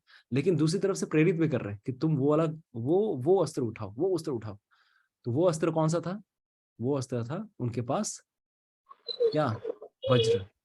तो अंत में जाके ये डीमन है लेकिन अंदर है, वो बोल रहा है कि तू मुझे उससे मार, तब मैं मरूंगा। लास्ट में उसकी मोटिवेशनल टॉक सुनने के बाद देवराज इंद्र अपने पास से वज्र निकालते हैं।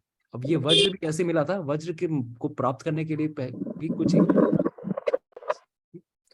ये घटना कैसे, हरे कृष्णा, थोड़ा म्यूट कर लीजिए। तो इससे पहले थोड़ा हम रिकैप लेंगे, लेकिन पहले देख लेते हैं कि इस वज्र से होता क्या है। तो इस वज्र का फर्स्ट यूज होता है, फर्स्ट अगर यूटिलाइजेशन होता है, पहले असुर को मारा गया वो था वृत्रासुर। तो मारने के पूर्व भी क्या हो रहा है, इन्होंने पहले एक हाथ काटा। তোমরা একটু মিউট করে রাখুন। तो पहले उनके एक हाथ को काटा जाता है। एक हाथ काटने के बावजूद भी इतना पावरफुल वस्त्र था कि एक हाथ पूरा एकदम खट के उड़ जाता है, क्योंकि ये इसमें इलेक्ट्रिकल एनर्जी है। कभी कभार बोला जाता है कि इसमें इलेक्ट्रिकल, मतलब जो कि वज्र में कौन सा, वज्रपात में जो शक्ति होती है, जो थंडरबोल्ट में शक्ति होती है, वो वज्र में भी शक्ति है वही। फिर दूसरी तरफ से उन्होंने दूसरा हाथ काटा, लास्ट में आके वृत्रासुर मुंह से उनको निगल लेते हैं, क्योंकि उनके पास और शक्ति नहीं बची थी। पूरा शरीर का सब कुछ तो तुमने काट दिया। वृत्रासुर पूर्ण रूप से उसको निगल लेते हैं और फिर योग की स्थिति में पहुंच जाते हैं। आंखें बंद कर लेते हैं और वो समझते हैं कि मैंने अपना कार्य कंप्लीट कर लिया। ऑफ कोर्स मैं इंद्र को नहीं मार सकता, वो उनको पता था, क्योंकि इंद्र की रक्षा भगवान विष्णु कर रहे हैं।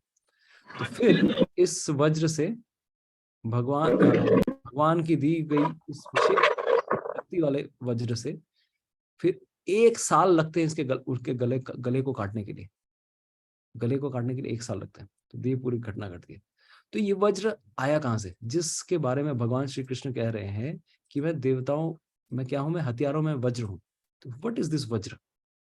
तो वज्र कहां से बना, कौन से ऋषि का ये है, बता सकते हैं? This is the weapon of which, this is made from which rishis bones? हड्डी है, हड्डी से बना है। दधीची हाँ, दधीची दधीची, दध्यंच या दधीची। नैमिषारण्य कौन गए हैं? नैमिषारण्य कोई गए हैं? विश्वम्बर आदिदेव प्रभु है यहाँ पर? आई डोंट नो। लखनऊ वाले कौन है इधर?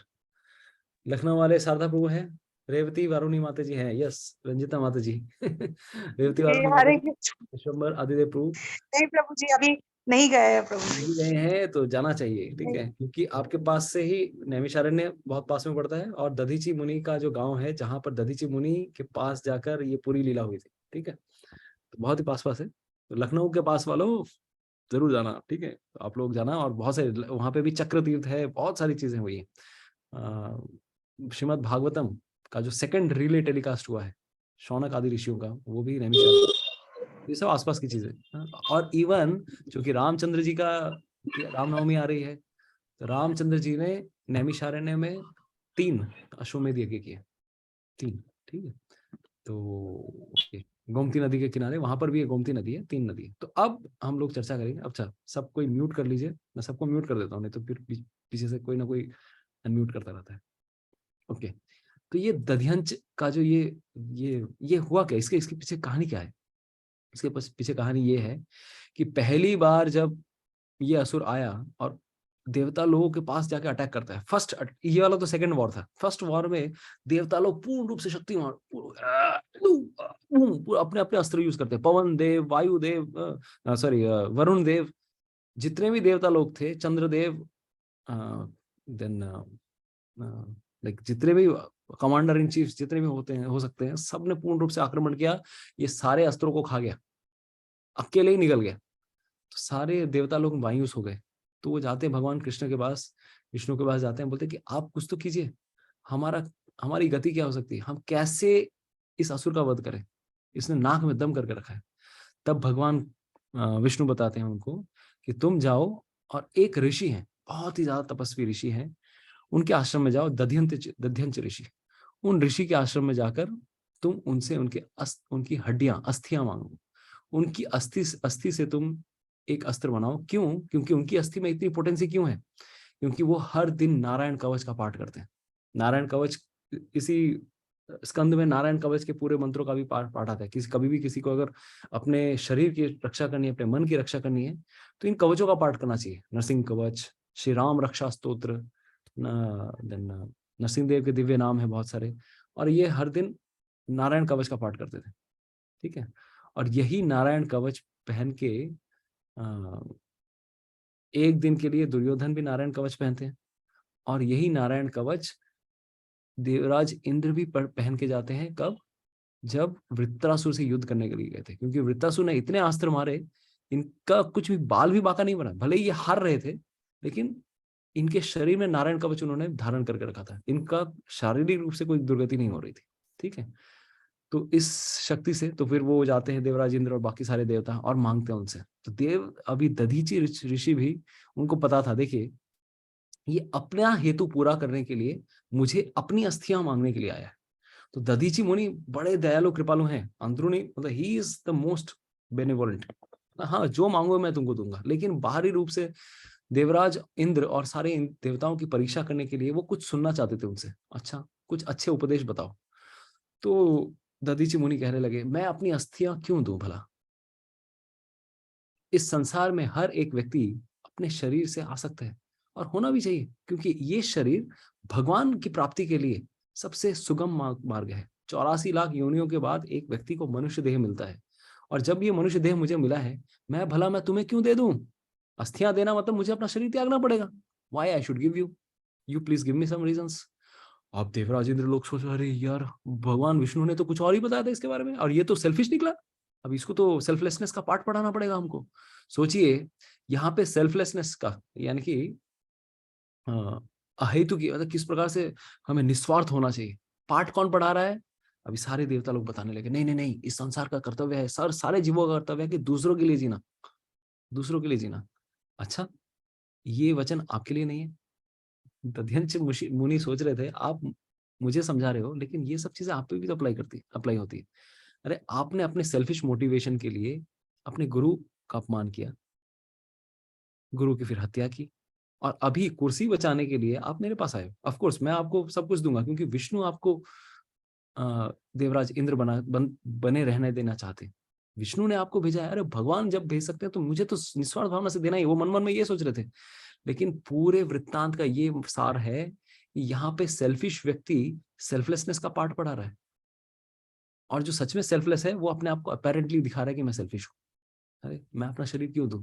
तो पूरे वृत्तांत के द्वारा सब कोई देवता लोग बोलते हैं, नहीं नहीं, सबको परोपकार करना चाहिए। आज हम बहुत कठिन समस्या में हैं, आपको हम पे कृपा करनी चाहिए।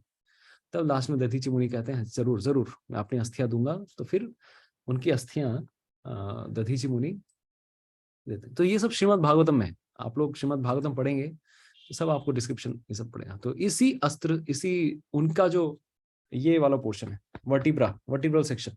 ऑफ कोर्स मैंने लास्ट क्लास में, पिछले सेशन में एक वर्ड गलत बोला था, तो मैंने इडियोपैथिक मतलब कोई डिजीज कैसे आ जाता है ऑटोमेटिकली, तो मैंने एक टर्म बोला था कि एट्रोजेनिक नहीं है, इडियोपैथिक है। वो मेरी तरफ से गलती हुआ। इडियोपैथिक मतलब जिसका कोई कारण नहीं है। इस संसार में कभी कभार कोई रोग आ जाता है जिसका कोई कारण नहीं होता है, डॉक्टर लोग बोलते हैं कि this is idiopathic disease, not iatrogenic. Iatrogenic is that disease which is caused by the treatment और बाय द डॉक्टर्स। डॉक्टर लोग भी कभी कभार कुछ गलती कर देते हैं तो उससे कोई रोग हो जाता है। तो मैं जस्ट इट्स अ डिस्क्लेमर। तो यहाँ पे मैं फिर से लौट के आता हूँ। तो वज्र, तो इस वज्र उनकी जो रीढ़ की हड्डी है, इससे उनका निर्माण होता है। ठीक है, हरे कृष्ण। तो इस वज्र का निर्माण होता है। तो यस, तो थर्ड वाला जो चीज था, तो व्हाट वाज दैट? ओके, और भी बहुत सारी चीजें गायों में मैं क्या हूँ? सुरभि हूँ। ठीक है, गायों में। तो हथियारों में मैं अभी समझ में आया, हथियारों में वज्र क्यों हूं? क्योंकि ये मोस्ट पावरफुल शक्तियों में से एक है। अरे पहाड़ों को चूर चूर कर देता है ये। अगर वज्रपात होता है कभी कभार, हम लोग बोलते हैं ना वज्रपात हुआ, वज्रपात की शक्ति कहाँ से आती है? वज्र से आती है। तो देवराज इंद्र की ये चोजन वेपन है। ठीक है, तो दैट्स कॉल्ड वज्र, थंडरबोल्ट। नेक्स्ट, गायों में मैं सुरभि हूँ। तो सुरभि गाय कोई बता सकते हैं? सुरभि गाय कहीं आपने सुनी है ये सुरभि गाय? Where you have heard about Surabhi? Indra के पास है सुरभि गाय। गोलोक में सुरभि गाय होती। लोक एव निवसति। हरे कृष्ण। हरे कृष्ण प्रभु जी। न्यू टाउन गौशाला है, सुरभि सुने छी। सुरभि गाय, ठीक है। ये हरे सुरभि कृष्ण प्रभु जी। हाँ, यस। प्रभु हरे जी, कृष्ण। वशिष्ठ मुनि और विश्वामित्र ऋषि, उन्हीं की लड़ाई इसी वजह से हुई थी, सुरभि गाय की वजह से, सुरभि, रामायण। और हरे कृष्ण प्रभु जी, और सुरभि गाय की दूध से ही क्षीर सागर तैयार हुआ, जिसमें भगवान अनंतनाग में लेटे हुए हैं। अच्छा ये मेरे को पता क्षीर नहीं। Okay, I don't no. Okay, that might be true. Okay, और कोई? ओके, तो मैं सुरभि गाय, तो प्रोपा जी यहाँ पर क्या बता रहे हैं, वैकुंठ लोक में स्थित कृष्ण लोक की गायें भी किसी भी समय दुही जा सकती और उनसे जो जितना चाहे दूध प्राप्त कर सकता है। तो सुरभि मतलब क्या, इस जगत की गाय नहीं है। ये कौन सी जगत की गाय है, ये आध्यात्मिक जगत की गाय है। उन्हीं आध्यात्मिक गायों की जो डिसेंडेंट्स है इस जगत में, जो नॉर्मल गायें देख रहे हैं हम, ठीक है। तो सुरभि गाय कहाँ पर मिलती है बताया, स्पिरिचुअल वर्ल्ड में। स्पिरिचुअल वर्ल्ड में क्या है, कामधेनु भी कहते हैं इनको। सुरभि गाय का इंटरचेंजेबल नाम क्या है, कामधेनु। राइट, कामधेनु। तो अभी इसके बारे में डिस्क्रिप्शन क्या है। कामधेनु मतलब क्या, कभी भी कोई भी इच्छा है, क्योंकि आध्यात्मिक जगत में चिंतामणि धाम है। आप जो भी इच्छा पूरा करना चाहते हैं वहां की चीजें ही आपको, जैसे आप कल्प वृक्ष के पास जाएंगे, मुझे ये चीज चाहिए भगवान श्री कृष्ण को संतुष्ट करने के लिए, कल्प वृक्ष वो चीज दे देगा आपको। उसी प्रकार से कामधेनु, आप जो कुछ चाहेंगे वो आपको वो शक्ति प्रदान कर सकते हैं, वो चीज दे सकती है। वो कामधेनु आपकी सारी इच्छाएं पूरी कर सकती है, इसीलिए नाम क्या है, कामधेनु। लेकिन ऐरे गहरे नत्थु फेरे को नहीं मिलने वाली गाय, क्योंकि हम लोग अपनी भोग के बारे में सोचेंगे। तो only pure people can have this cow.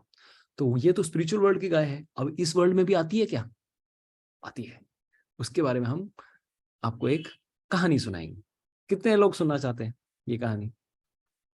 जी प्रभु। हरि बोल, बोलो हरि बोल। हरि बोल। हरि बोल। हरि बोल। ब्रह्म वैवर्त पुराण में ये कहानी आती है, गणपति खंड 24वें अध्याय में। तो एक बार गोलोक वृंदावन में भगवान श्री कृष्ण यज्ञ के अवसर पे एक यज्ञ कर रहे थे। तो ब्रह्मा जी को उन्होंने एक गाय दान में दी, स्पिरिचुअल वर्ल्ड की गाय, बट ब्रह्मा जी को दे दी। हाँ ठीक है, तुम इंपोर्ट एक्सपोर्ट करके लेके जाओ यहाँ से, इमिग्रेशन पासपोर्ट वीजा में सब में साइन करके दे देता हूँ, तो लेके जा, ठीक है। तो ब्रह्मा जी को उन्होंने एक गाय दान में दी, ताकि आप अपना यज्ञ वज्ञ सब कर सको, ठीक है, इस गाय के दूध से कर सको। तो ब्रह्मा जी वो गाय लेकर आए और उन्होंने अपनी गाय, वो जो गाय है, बाद में आगे चल के भृगु मुनि को गाय दान में दी। कौन, किनको दी? उनके बेटे भृगु मुनि को। और वही गाय फिर आगे चल के भृगु मुनि के ही वंशज, फिर मतलब भृगु मुनि ने आगे चल के जमदग्नि ऋषि को ये गाय आगे दान में दी। नाम सुना है आपने जमदग्नि ऋषि का? किस वृत्तांत में आएगा बताइए जमदग्नि? बताओ बताओ।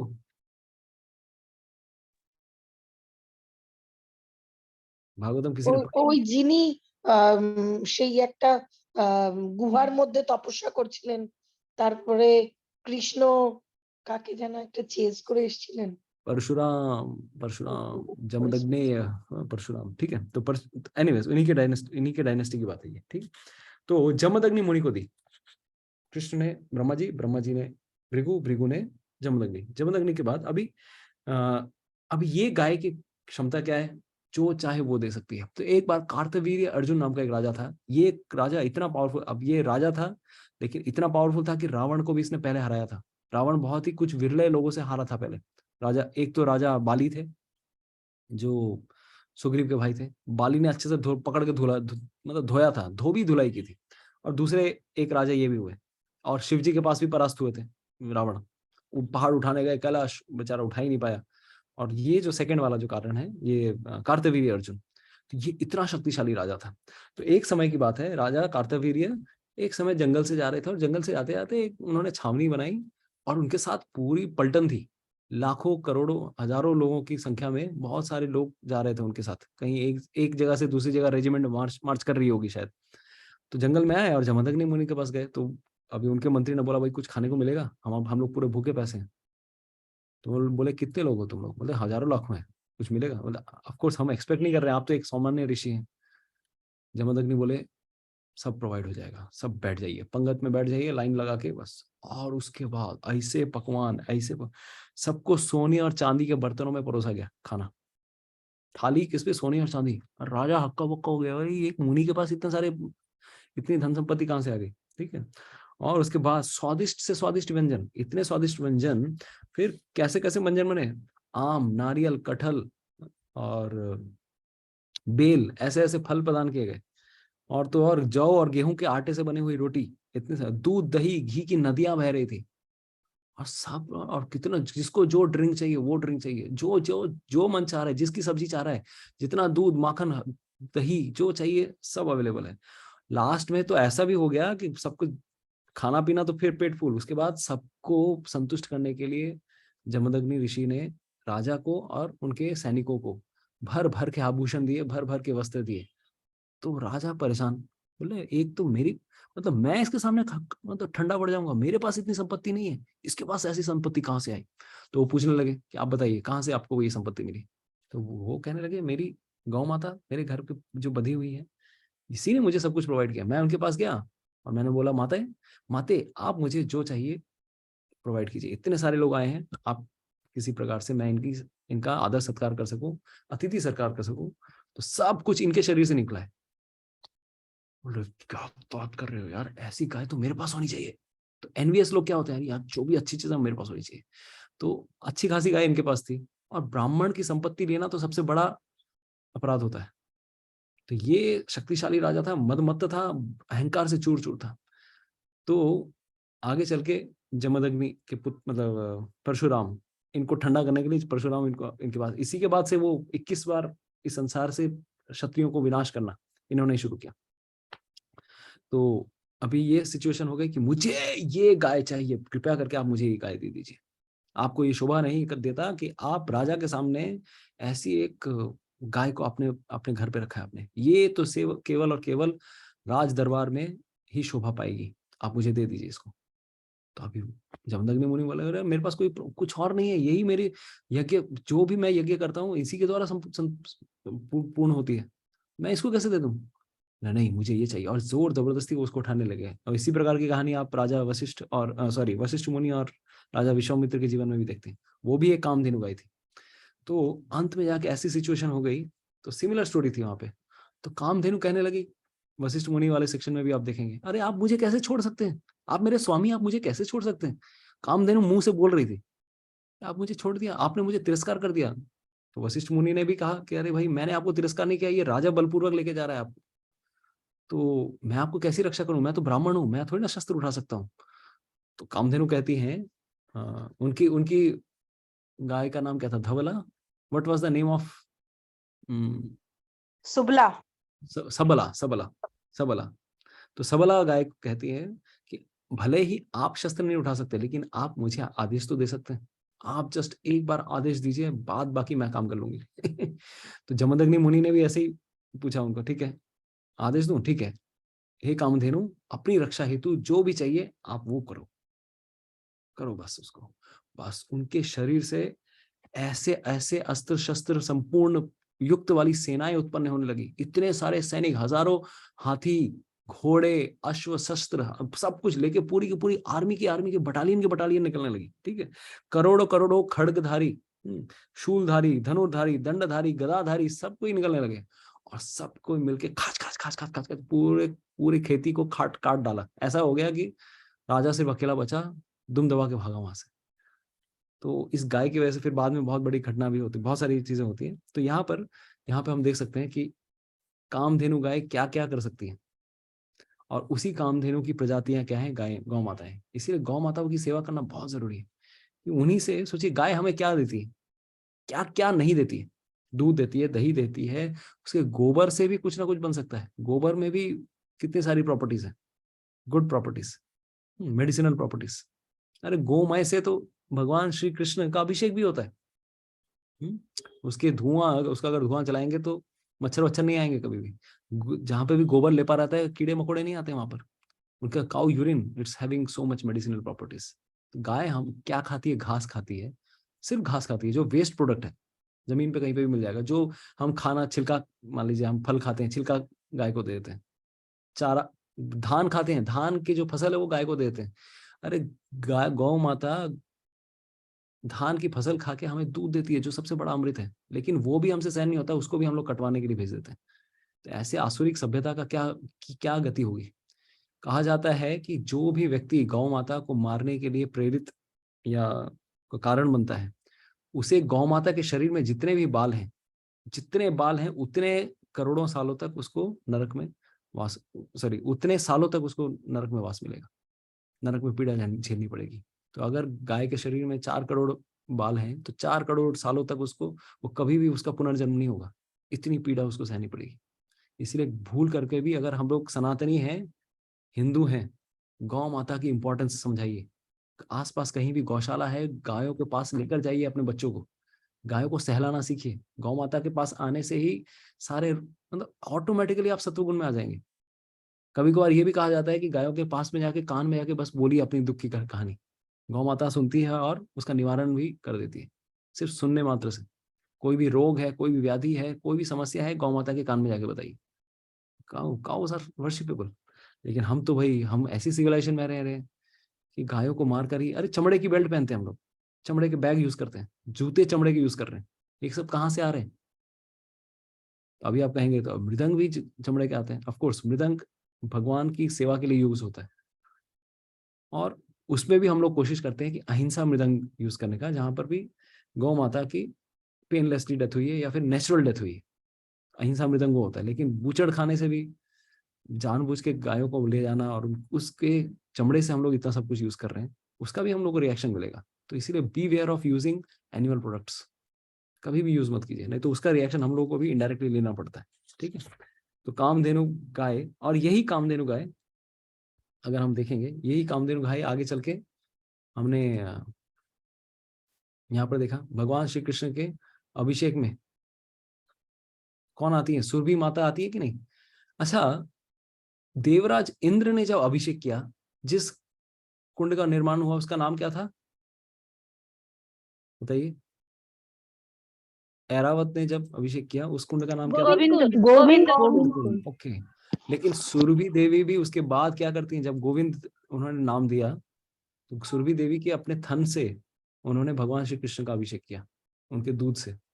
उस दूध वाले कुंड का नाम क्या था? गोवर्धन के पास ही है, बताइए।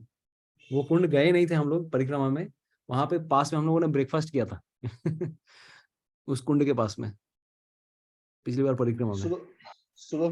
मूढ़ी खाए थे, मूढ़ी मूढ़ी मूढ़ी खाए थे, सुरभि कुंड। तो सुरभि कुंड, तो ये सब, तो सुरभि देवी भी इस जगत में आई है। आज भी अगर जाएंगे परिक्रमा मार्ग में ही, ऐरावत के, हम लोगों ने वो मार्ग नहीं लिया था, वो थोड़ा अंदर में लेना पड़ता है। ऐरावत के पैर का छाप अभी भी है, एक गिरिराज शिला पे अभी भी ऐरावत के पैरों का छाप है। ठीक है, और पास ही में उसी के पास में सुरभि कुंड भी आते हैं। तो ये यहाँ पर हम लोग देख सकते हैं। तो श्री कृष्ण का अभिषेक गौ माता ने भी किया है। अच्छा, लास्ट में अभी तो खत्म ही, अच्छा, causes of procreation. Causes of procreation में मैं क्या हूँ? कंदर्प हूँ। वो काम जो कि शास्त्रों के विरुद्ध नहीं है, वो मैं वो काम हूँ।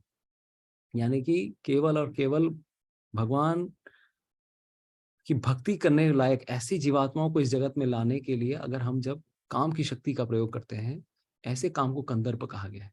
क्योंकि ऐसा काम भगवान की सेवा के लिए यूज हो रहा है। काम मतलब भोग की जो इच्छा है इस संसार में, इंद्रिय तृप्ति की जो इच्छा है, जो कि गृहस्थ आश्रम में हस्बैंड वाइफ के बीच में होती है। तो भगवान श्री कृष्ण भगवद गीता के 7वें अध्याय में 11वें नंबर श्लोक में भी बताते हैं, बलम बलवताम चाहम धर्मा विरुद्धो कामोस्मि।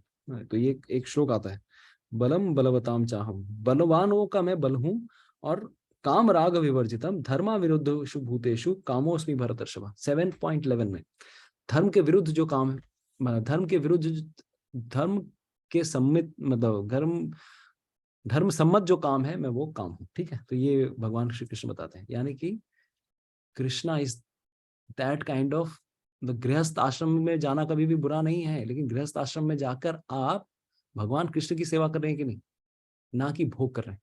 तो भोग करना is completely out, like against of गृहस्थ धर्म। तो घर गृहस्थ एक होता है, गृहस्थ आश्रम, या फिर क्या बोलते हैं हम लोग, गृहमेधी और गृहस्थ। दोनों में अंतर क्या है? गृहमेधी मतलब वो जो इस संसार के नॉर्मल लोग हैं, भोग के लिए एक दूसरे के ऊपर एक्सप्लॉइट करने की कोशिश करते हैं, और दूसरा व्यक्ति जो वो है जो भगवान को केंद्र में रखकर सेवा करने की कोशिश कर रहा है। तो एक स्थान में रहकर, ऐसे स्थान को कहा जाता है आश्रम। तो ब्रह्मचारी आश्रम मतलब क्या? जहाँ कृष्ण को केंद्र में रख के ब्रह्मचारी लोग सेवा कर रहे हैं। वानप्रस्थ आश्रम मतलब क्या?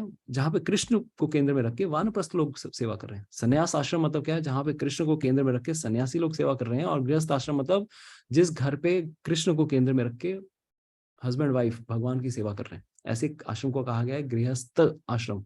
अदरवाइज अगर सिर्फ भोग करने की इच्छा है, सिर्फ दिन रात भोग ही चल रहा है, then that is गृहमेधी।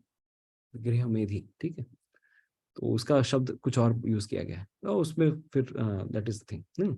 Next, the last one is Vasuki. Vasu के बारे में, तो वासुकी अभी हम लोगों ने सिर्फ 2 ही श्लोक आज किए। तो वासुकी कौन हो? सर्पों में मैं वासुकी हूँ। तो देखिए 2 प्रकार के चीज ये है, सर्प और नाग, ठीक है। तो देखिए मैन्यूह्यूडेड स्नेक्स में मैं कौन हूँ? शेष हूँ। इसके बाद वाले श्लोक में आएंगे जिनके बहुत सारे फन हैं। और मैं सांपों में मैं कौन हूँ? वासुकी।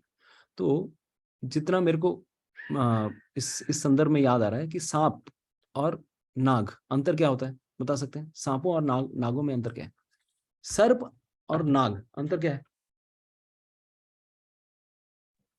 बायोलॉजी पढ़ा नहीं पर मुझे बताइए, बायोलॉजी में नाग में फन रहता है। विष विष और सांप में फन नहीं रहता है। सांप में फन नहीं रहता है, नाग में फन रहता है, ठीक है। ठीक है, बुझलेन? तो फनों वालों में मैं अनंत शेष हूँ, और सर्प में मैं नॉर्मल, इसमें मैं क्या हूँ? मैं वासुकी हूँ। तो वासुकी कौन है, किनके पुत्र हैं? अब बताइए, आज ही क्लास में सुना, नहीं सुना तो भाई पता नहीं है। 7 कांडो रामायण पढ़े सीताराम कद्रू कद्रू कश्यप मुनि और कद्रू। कद्रू के बेटे हुए कौन हुए, बता सकते हैं? कद्रू के बेटे बहुत लोग हुए हैं, ठीक है। तो महाभारत के आदि पर्व में ये सब पुराणों में बहुत डिस्क्रिप्शन आता है, ठीक है। कश्यप मुनि की पत्नी हुई कद्रू के पुत्र हुए कौन? अनंत शेष, जो पहले पुत्र हुए अनंत शेष, इसके बाद में आने वाले अनंत शेष कद्रू के पुत्र हैं, ठीक है। और कौन पुत्र है? यानी कि बलराम जी। अब बलराम जी की माँ कौन है, बता सकते हैं? बलराम जी की माँ कौन है? रोहिणी। कद्रू रोहिणी का ही एक्सपेंशन मानी जाती है, क्योंकि अनंत शेष को कौन जन्म देगी? रोहिणी देगी ना। ओके। और वासुकी, वो भी तो सेकंड, देखिए अनंत शेष के बाद जो बड़े पुत्र हुए वो है वासुकी के बाद एक ऐरावत नाम के सांप भी हुआ है। ऐरावत वो हाथी भी था, ऐरावत भी हुआ है। तक्षक नाम का सांप हुआ है। फिर करकोटक, धनंजय, कालिया किनके पुत्र हैं? कालिया नाग, वृंदावन याद आ रहा होगा, कालियाधर, मणिनाग, ये सब किसके पुत्र हैं? कद्रू, ठीक है। तो वासुकी, अभी सोचिए अनंत शेष ने क्या किया एक्चुअली। तो जैसे ही अनंत शेष का जन्म हुआ, अनंत शेष चले गए भगवान श्री कृष्ण की सेवा करने के लिए, विष्णु की सेवा करने के लिए, भगवान का भजन करने के लिए। तो वो सीधे चले गए। अभी तो बड़ा बेटा तो चला गया, तो उसके बाद कौन बचता है? वासुकी बचते हैं। तो Vasuki was the prominent among all the snakes. सारे बिना फनों वाले सांपों में वासुकी प्रोमिनेंट है। अब सोचिए वासुकी का डिस्क्रिप्शन शास्त्रों में कैसे कैसे आता है।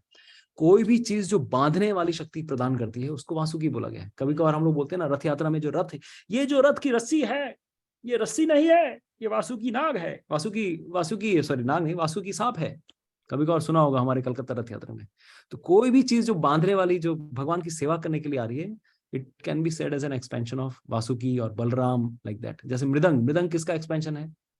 बलराम जी का, क्योंकि भगवान की सेवा करने के लिए जो भी कार्य कर रहा है वो बलराम जी कर रहे हैं। करताल भगवान बलराम जी का एक्सपेंशन है। उसी प्रकार से ये वासुकी, तो बोला जाता है, शास्त्रों में वर्णन आता है कि कोई भी, ये कौन से शास्त्र में? भविष्य पुराण के मध्यम पर्व में, ठीक, वहां पे मेंशन आता है कि जो भी भगवान श्री कृष्ण या विष्णु के गुणगान करने वाली कोई भी किताब है, कोई भी, अब लेट से कोई भी किताब है, अब कोई भी किताब जो भी भगवान श्री कृष्ण या विष्णु के गुणगान करने वाली है, उसको बांधने वाली, जो बाइंडिंग करने वाली जो धागा है, उसे क्या समझना चाहिए? वासुकी समझना चाहिए। क्योंकि वासुकी भी भगवान की सेवा करने के लिए ही, उसने समुद्र मंथन में नाग बना, वो चर्निंग रॉड या क्या बोलते हैं, चर्निंग करने की जो रस्सी बना। तो वासुकी हमेशा भगवान की सेवा करेगा, ठीक है। तो वो धागा क्या है ये, ठीक है। इनफैक्ट और आगे भी बताते हैं, वासुकी की जो पुत्री हुई, वासुकी की पुत्री अर्जुन की एक पत्नी बनी थी, पता है आपको? अर्जुन की पत्नियों का नाम कौन जानते हैं? कौन बताएंगे? किसको पता है? उलूपी। और कौन सी पत्नी थी बताइए तो? अर्जुन की पत्नी? सुभद्रा द्रौपदी और चित्रांगदा। बढ़िया। तो सुभद्रा और चित्रांगदा, उलूपी, द्रौपदी। द्रौपदी हो गया।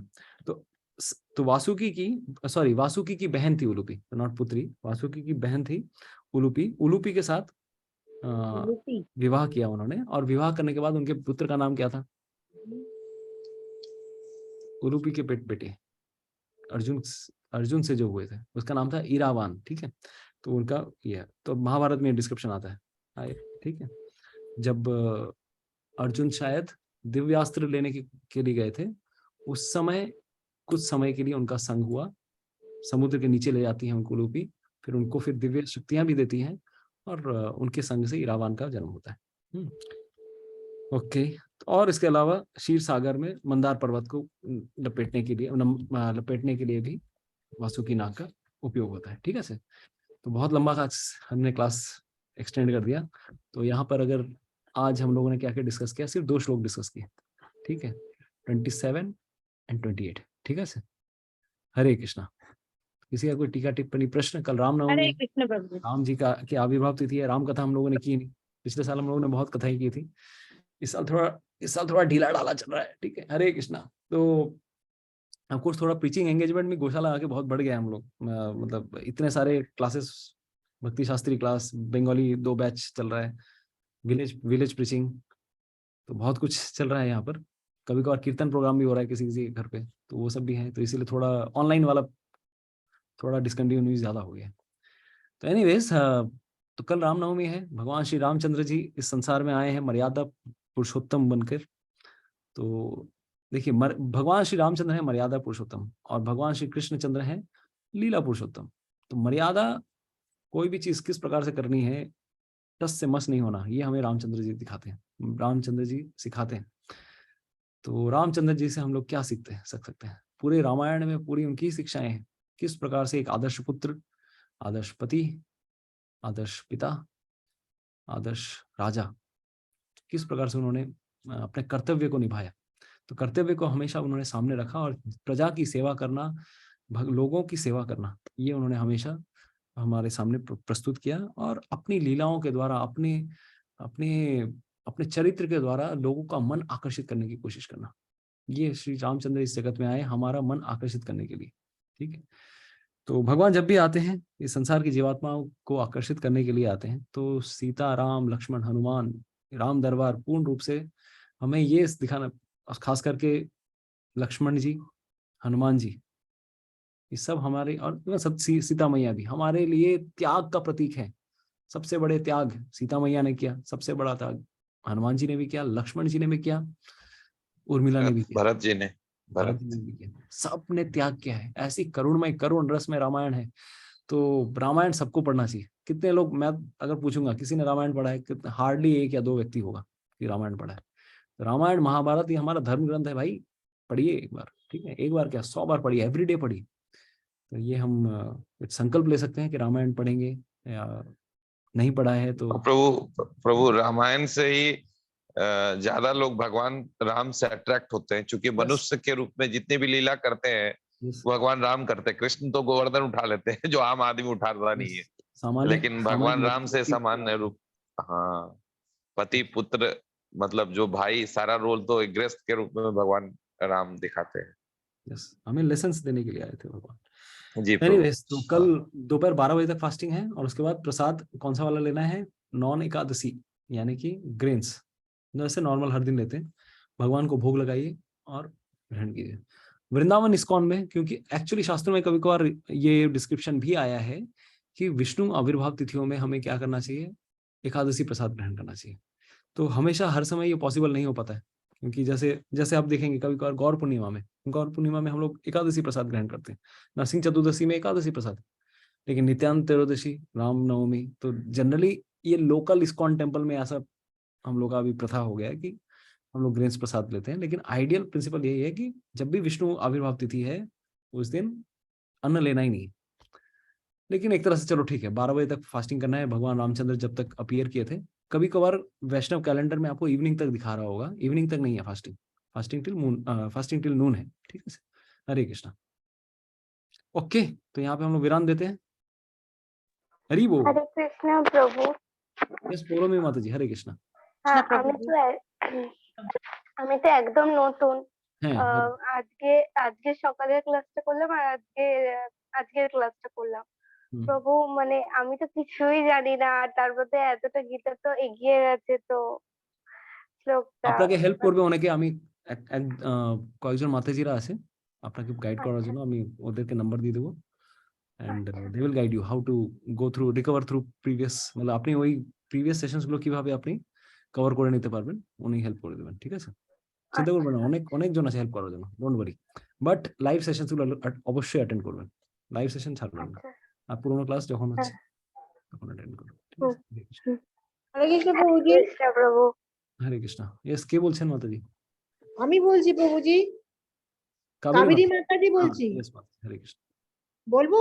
হ্যাঁ বলুন। আমি বলছি আগে রেকর্ড গুলো পাওয়া যাবে না আপনার ইয়ে শ্লোকে, তাহলে পড়ে নিতাম ঘরে। কোন শ্লোকটা? আগের আমি তো 7-14 থেকে করছি না, আগের গুলো কোথায় করতে পেরেছি, পারিনি তো। আগের কিছুটা আছে মাতাজি, সবকিছু নেই। তো 108টা রেকর্ডিং গুলো একটা আলাদা করে আছে, আমি পাঠিয়ে দেবো আপনাকে ইন্ডিভিজুয়ালি, ঠিক আছে?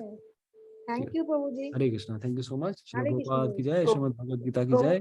প্রভুজি আমার একটা রামচন্দ্র প্রশ্ন আবির্ভাব ছিল। মহামহোৎসব কি জয়। হরে কৃষ্ণ প্রভুজি, আমি মৌরিনা মাতাজি বলছি, আমাকেও পাঠিয়ে দেবেন একটু। यस माताजी, सारे सब के सब यूट्यूब चैनल के प्लेलिस्ट में है, चैनल में जाइए सब मिल जाएगा, ठीक है?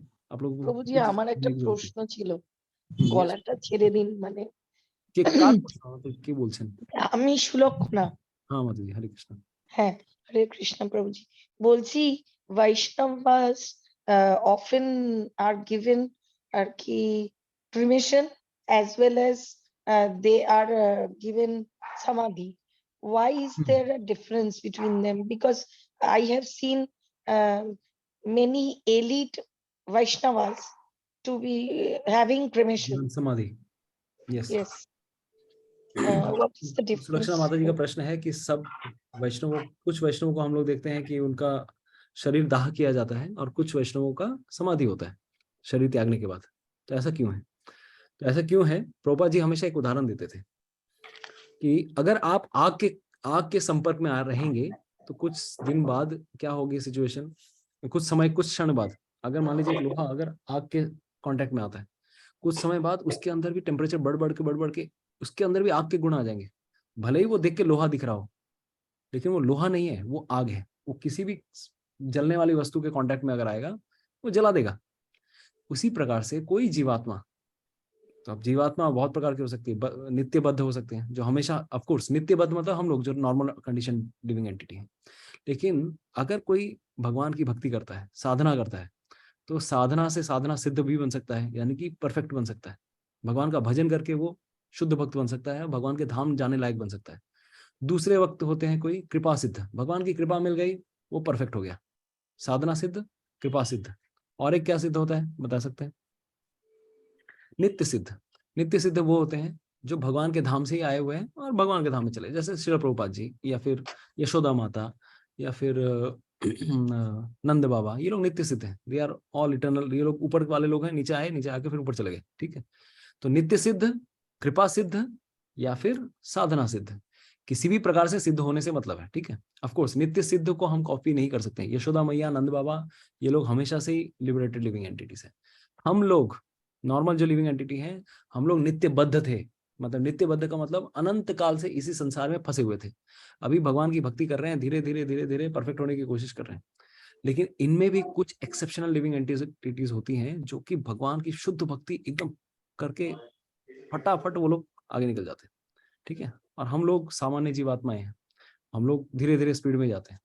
तो इनमें से जो इतनी तीव्र जिन्होंने भक्ति की है, तो उनका शरीर, सोचिए हमने क्या बताया, आग के गुण तो उसके अंदर भी आ जाएंगे ना, अगर आग के कांटेक्ट में कोई आता है। उसी तरह से भगवान के संपर्क में कोई तीव्रता से अगर आता है तो उनका शरीर भी क्या हो जाता है, शरीर भी दिव्य बन जाता है। शरीर also becomes spiritualised, not only their soul is spiritual, their entire body also becomes spiritual, क्योंकि इसी शरीर से उन्होंने साधना की है, भजन किया है।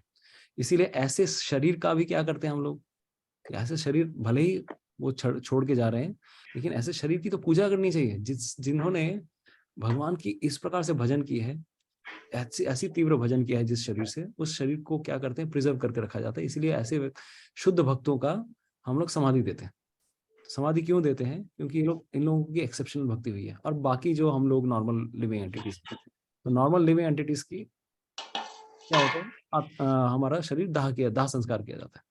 अभी अंतर क्या है दोनों में? अंतर ये है क्योंकि जनरली लिविंग नॉर्मल जीवों का, क्योंकि हम लोग सब पापी जीव हैं, हम लोगों ने इतने शरीर इतना पाप किए हैं, और हमारा भक्ति भी कैसा है हमको ही पता है। अगर हम शरीर छोड़ते भी हैं इस संसार के बाद, मतलब इस संसार से जाने के लिए शरीर जब त्याग करते हैं, तो this is still a material body, एक नॉर्मल लिविंग एंटिटी की। तो नॉर्मल लिविंग एंटिटी की मटेरियल बॉडी को तो इस संसार में फिर से संसार के तत्वों को वापस दे देना चाहिए, तो इसीलिए हमारा शरीर दाह संस्कार किया जाता है।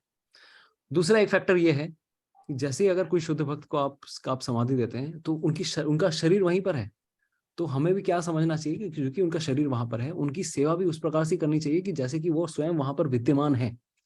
तो समाधि के लिए समाधि मंदिर भी बनाया जाता है, जहां पर उनके डिसाइपल्स, उनके शिष्य आकर या कोई और भक्त आकर वहां पर आके भजन कर सके, उनको उनसे प्रार्थना कर सके, उनसे इंस्पिरेशन ले सके। जैसे रूप गोस्वामी की समाधि, जीव गोस्वामी की समाधि वृंदावन में मिलेगी, श्रील प्रभुपाद जी की समाधि, उनका एग्जिस्टेंस वहां पर है, उनका शरीर वहां पर है, वो स्वयं वहां पर है, भले वो भगवत धाम में भी है, वो वहां पर भी, दोनों जगह रह सकते हैं।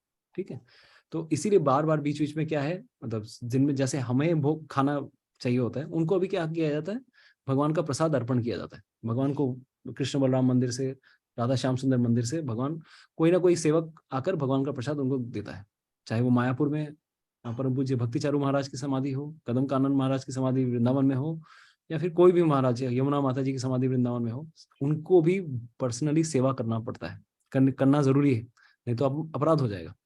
इसीलिए चूंकि इन सब में आपको ये भी मेक श्योर करना पड़ेगा कि अरे उनके सेवा करने के लिए व्यक्ति है कि नहीं, तो बहुत वाइजली डिसीजन लिया जाता है कि इनकी समाधि होगी या फिर इनका शरीर नॉर्मली गंगा में दे दिया जाएगा।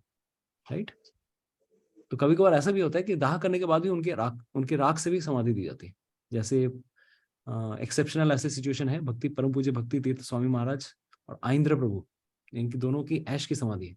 ठीक है, तो बट ऑफ कोर्स हमारे लिए वो भी वर्शिपेबल है। तो आइंद्र प्रभु की समाधि ब्रह्मचारी आश्रम में उनके रूम में ही है, और भक्ति तीर्थ महाराज की समाधि वृंदावन में है, और गीता नगरी पेंसिल्वेनिया यूएस में भी है, दोनों जगह है। ठीक, हरे कृष्ण। ठीक है से, हरे कृष्णा प्रभु जी है। ठीक थैंक यू है, सो मच। रानी माता जी कुछ प्रश्न है? ओके, तो यहाँ पे हम लोग विराम देते हैं, बहुत लंबा खिंच गया आज का सेशन, मैं क्षमा प्रार्थी हूँ। हरे कृष्णा। श्रील प्रभुपाद की, श्रीमद् भगवद गीता की, गौर प्रेमानंदे, हरि हरि बोल। हरि बोल। जय श्री कृष्ण चैतन्य प्रभु नित्यानंद, श्री अद्वैत श्री अद्वैत गदाधर श्रीवासादि और गौर भक्त वृंद, भक्तवृंद। हरे कृष्णा कृष्णा कृष्णा हरे हरे, हरे राम राम राम हरे वैष्णव भक्त वृंद की जय। भक्त वृंद की जय। जय गौर प्रेमानंदे, हरि।